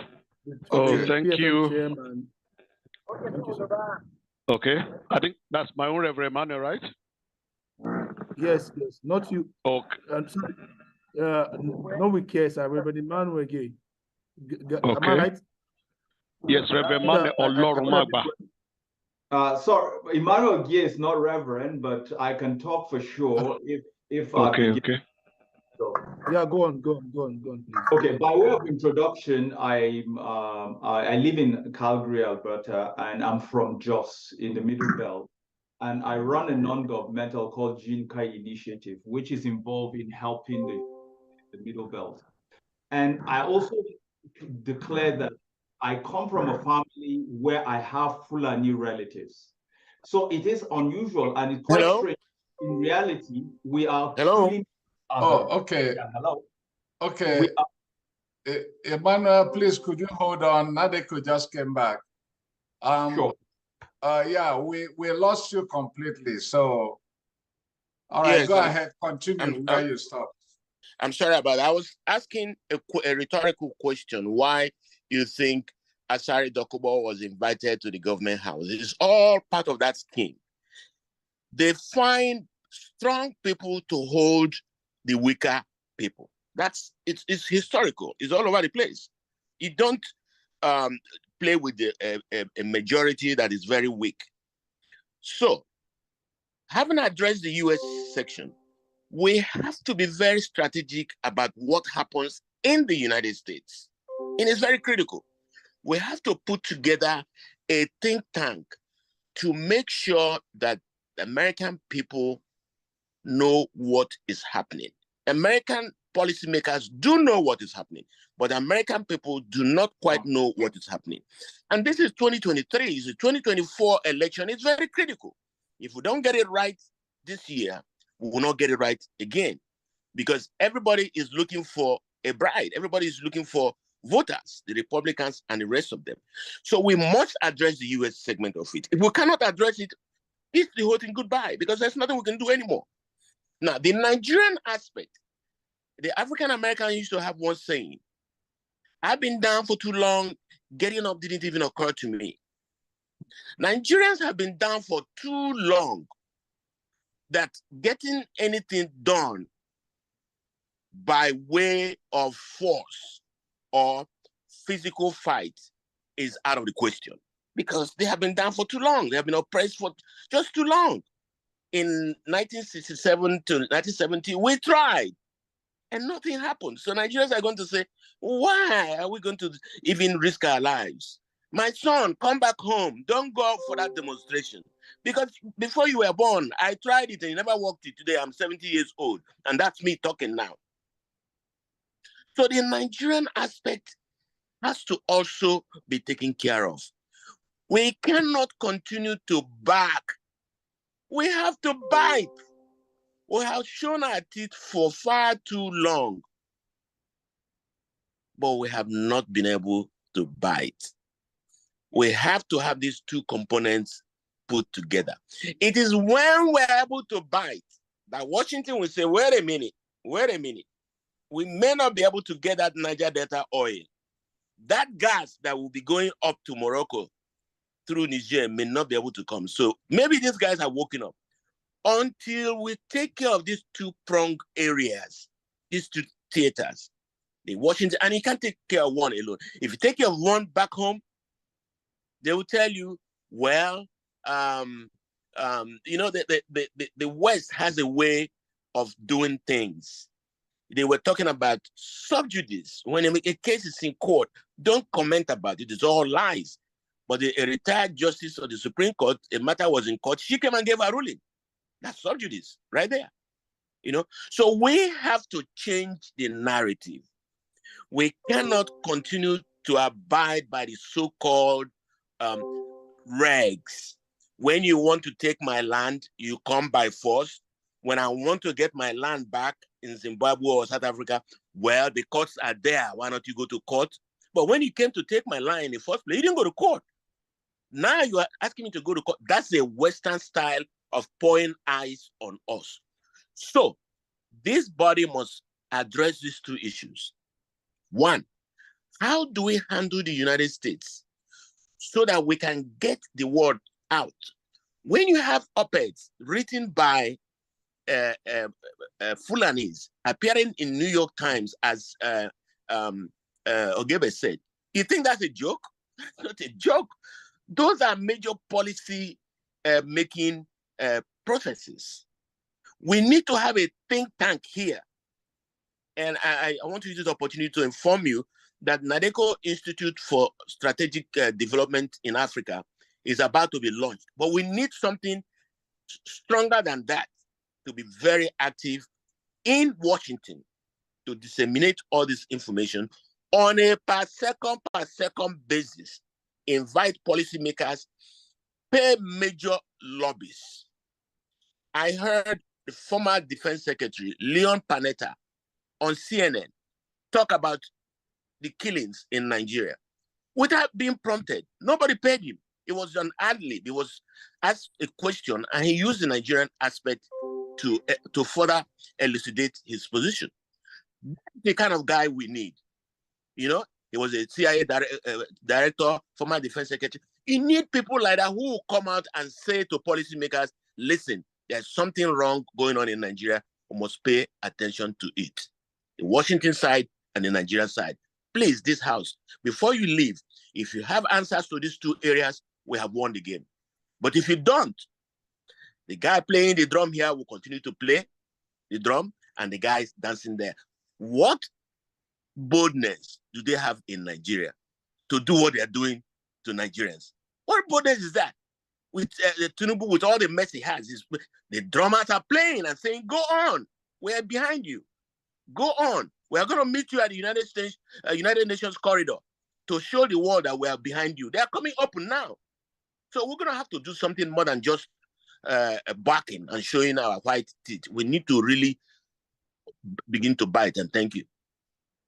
Thank you so much, Oko. Okay, Peter. Good point indeed. All the chats there says good point. We noted that definitely we all be reaching out, we'll be acting. Nothing will be left undone. Yeah. Okay, Peter, sorry. Let me just lay one emphasis here because of our brother, from Plateau states. Now, Emmanuel from Plateau. Yes. The kind of S-men we're talking about. I hadn't finished. Yeah, I'm coming. No, please, just 1 minute. Just 1 minute, yeah, please. I just made introduction. So before you jumped into conclusions, you don't know where I was going. Right? I need to clear something. But I'll listen to you. Please. Go ahead. Okay, go on. Yeah, okay. Go on. So please, as soon as Emmanuel finishes, I'm asking Jonathan to wait. We still have about 5 more people ahead of you, okay, in our list. I welcome Chief Pat Obala Bisarambara from PPGN. Welcome you from Atlanta, Georgia. Go ahead, Emmanuel, please. Thank you. So I was painting a picture saying we are often interrelated. And in this interrelation, the people that are suffering are often the lower class. So let's be very clear. There are 2 tribes in Nigeria, the haves and the have-nots. The haves are united in their rape of our nation. Like Barrister Ogebe mentioned, there has been a state capture in Nigeria. by a political elite that is there to serve themselves. And yes, I agree, the global West will go to where their interest is served. They don't care who is in power. They care about their interests. So I want to highlight the following and also ask us, have we looked at situations of transnationals anywhere in the world? Because transnationals happen to, in East Africa, the issues we're talking about happens to be between the Maasai, who are transnationals, and the people in place. And Maasais are predominantly Christian. And other parts of the world, there are transnationals where there are continuous clashes between the transnationals and those in place.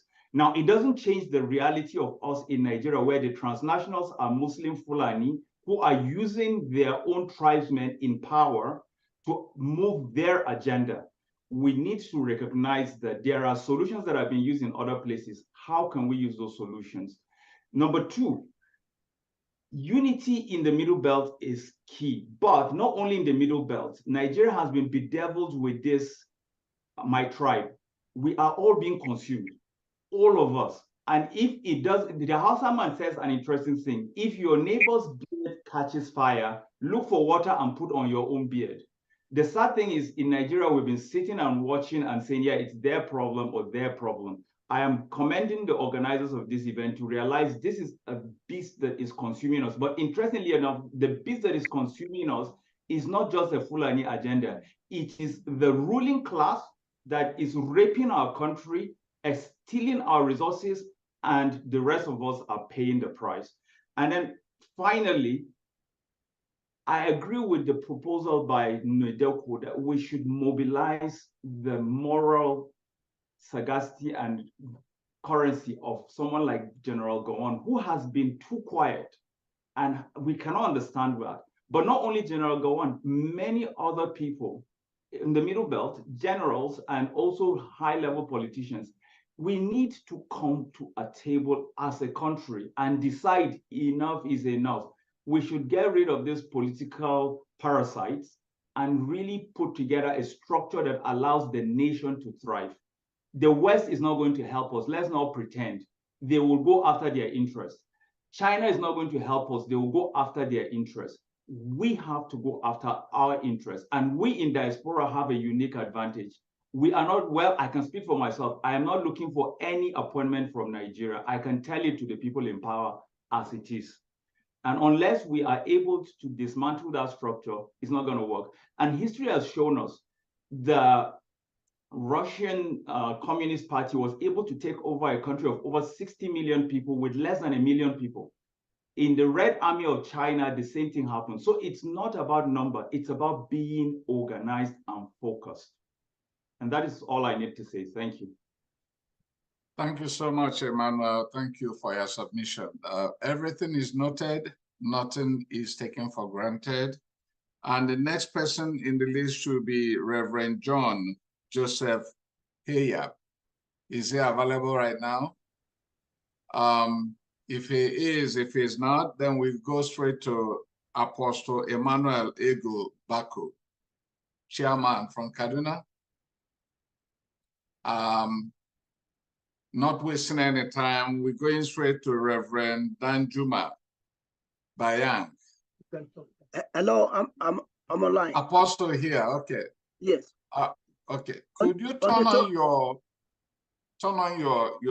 your video? Unless turn it on briefly, we catch your face. If it's interrupting with your audio, then we may permit you to turn it off. Thank you. Go ahead. Okay. 5 minutes, sir.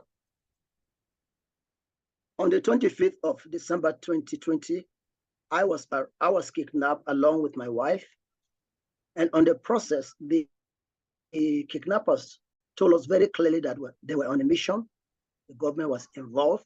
And that was why the kidnapping, particularly in Southern Kaduna, was very targeted. It was actually majorly the Christian community. And apart from that, the government actually neglected us, particularly the Christian community, in terms of development.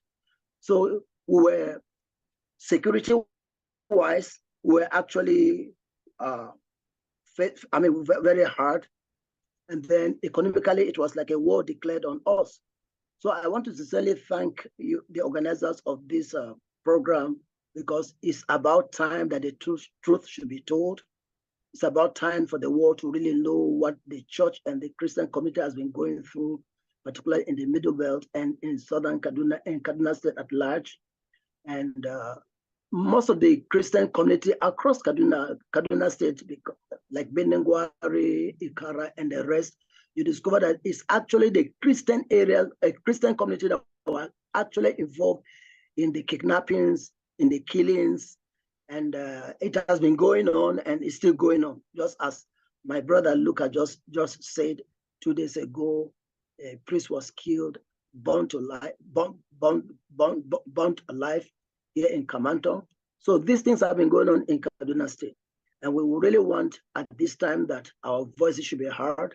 And I really want that this platform should actually bring the elders, like it has been said, of the region together, so that we will actually speak as one voice, because together we are stronger and together we can really make an impact. So I want to sincerely say that I appreciate this opportunity and this organizer of this platform. Thank you so very much. Thank you so much, Apostle Emmanuel. Thank you for making it so brief for us. Thanks for sharing your ugly experience. I'm sorry about that. We'll be working towards getting those issues either eradicated or minimized in Nigeria. The next person is Bishop Ben Kurudo. Bishop Ben Kurudo, is he available? Then we go to Reverend Love Zidon, Z-I-D-O-N. While we wait for Reverend Zidon, Afenifere, we have a question for you. Someone wants to know how your group handled Muric, M-U-I-R-I-C. That's an interesting question. So, Akin, are you still here? I'm still here. Okay, I'm still here. Okay. Muric is the Professor Akin Tola, the Islamic group. Well, we don't. There are many tendencies in Yoruba land, not every little, it might just not more than his household, but he can talk, and the North encourages him to talk.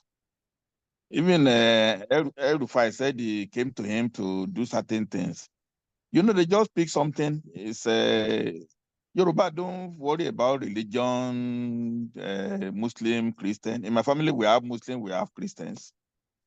So it's propaganda tool. It's always giving press release every two days.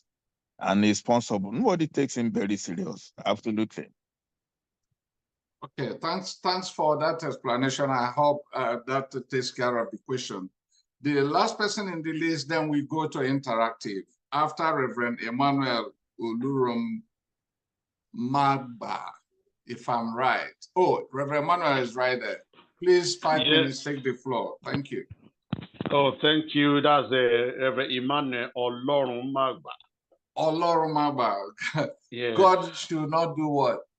The Olorum Magba. That means God knows the elder. Okay, good. Okay. Yes. I know Olorum is God. It's God, exactly. Thank you. Oh, thank you. I am so elated, glad to have witnessed what is happening now. I've been online since 4 p.m. Being part of it. And I'm just so glad with the striking revelations coming out, factual, raw, and direct as it is. Precisely on the issue of Kaduna State and Plateau State, I can say authoritatively that it has been presented exactly as it happened. In fact, let me say there are even some aspects that have not really been able to deeply covered because I schooled in Jos, Plateau State. My in-law are in Jos, Plateau State, so I've lived in Jos before, and I'm in Kaduna presently, and so that is why I can talk precisely about Plateau State and Kaduna State. However, since they've extensively spoken about those things, I will not repeat them again, just to save our time. And I also want to say the last speaker before me is our father in Kaduna State, is the president of PFN, Pentecostal Fellowship of Ministers in Kaduna State, that was kidnapped. So if our president is kidnapped, that means all the pastors in Kaduna State were kidnapped. And I can remember a lot of money was raised before God could help us to rescue them. Now, so I will not talk much about that. But the aspect I really want to talk about now is the aspect that nobody has been able to touch. And that is the aspect I'm also directly affected. I reside in a community called Gbagi Villa. And since 2015, immediately El-Rufai took over government. Gbagi Villa has been on the media. And what is it? El-Rufai tagged the people of Gbagi Villa illegal occupants. And we decided to take him to and said all houses in Gbagi Villa will be demolished. We take him to court. If we are truly illegal occupants, let the court declare. Eventually, we won the case. All our prayers were granted, and all El-Rufai's prayers were rejected. In fact, El-Rufai had nothing to present in court because he had nothing to show. But the last working day of El-Rufai, which was on the 26th of May, 2023, Friday, 26th of May, 2023, El-Rufai invaded Gbagi Villa with bulldozer, despite a clear court judgment declaring that Gbagi Villa is legal occupant, banning government, their agency, perpetual injunction of government agency and whoever from invading Gbagi Villa, demolition, whatever. He brought in bulldozer and demolished a lot of houses. Though there was still resistance from the youth, and some of our youth were killed in the process because he came in with his local vigilante that he armed with guns, and they used police and military as protection. Police did not shoot anybody, military did not shoot anybody, they were there protecting them, while the local vigilantes were the ones shooting. That is not even where I'm going. But the major point I want to make is this. Immediately after El-Rufai left, Muslims started coming into Gbagi Villa community. Let me also quickly establish this. Gbagi Villa community is the only 100% Christian community in the entire community, in the entire Kaduna State. Muslims started coming into Gbagi Villa community with allocation paper, claiming that the land that houses are on top have been allocated to them. Meaning, El-Rufai reallocated Gbagi Villa's land to Muslims before he left and invaded Gbagi Villa with bulldozer, but because of the resistance of the youth, he couldn't demolish all the houses in Gbagi Villa. He could only demolish few houses, and about 8 churches were completely leveled down in Gbagi Villa. And he allocated church land, personal building that we have adequate document, and reallocated it to Muslims. Where am I going? That is a clear setup for religious crisis, to incite religious crisis in Nigeria. Because there's no way a Muslim will come into a Christian community and claim that the house that you have all your documents complete, that the land on top of which the house was built has been allocated to him by the government, despite the fact that the entire community have a court judgment again, apart from our clear court, apart from our clear document we have in our hand, then of course that may result into crisis, which will snowball into something else in Kaduna State. So I didn't want to take much of our time. I just want to call attention to this, so that if El-Rufai will be investigated, that also should be properly investigated, because I am in Gbagi Villa, that's why I'm witnessing, and that's why I know this. How about other communities that I am not? Who knows what he has done there? So that proper investigation be made, because he left, but he has set a dynamite down. He left, but he put Kaduna on a keg of gunpowder. He left, but he set time bomb in Kaduna, which we don't know when it will explode if nothing is quickly done about it. In conclusion, I'm in support of those who said El-Rufai should be brought to book. In fact, if El-Rufai is not brought to book, then I can say there is nothing called justice. So El-Rufai should be brought to book for all of the atrocities he has perpetrated and all of the land grabbing he has done in Kaduna State, including but not limited to also the incitement that he has deliberately created to cause religious crisis in Nigeria after he has left as a governor and he has left the country. So thank you once again for the opportunity, and thank you. I want to thank the organizers of this event. It's a great one. We are ready to give all our support in whatever way we can, and in whatever way our assistance is needed, in whatever connection, in whatever either to face media or to whatever. I'm a bold person. I care for nobody. I care about nothing. Nobody can kill me except God, who is the giver and taker of life. So I don't fear anything. I fear no man. I fear no mortal. I only fear my God. So thank you once again, and I'm happy to be part of this. Thank you, Reverend Emmanuel. We are happy to have you too. Just stay tuned, okay? As we move along in this journey, we carry everybody along. All you said has been noted. If there is need for testimonies, people like you will be there. The next person is Jonathan. Please, Jonathan, as soon as we finish, then we open the floor for comments. Then we're down to 3 minutes per person. Jonathan, please, 5 minutes. Your hand has been up. Unmute yourself. Should that be, is that Jonathan, are you there? Sessor Empowerment. Unmute yourself.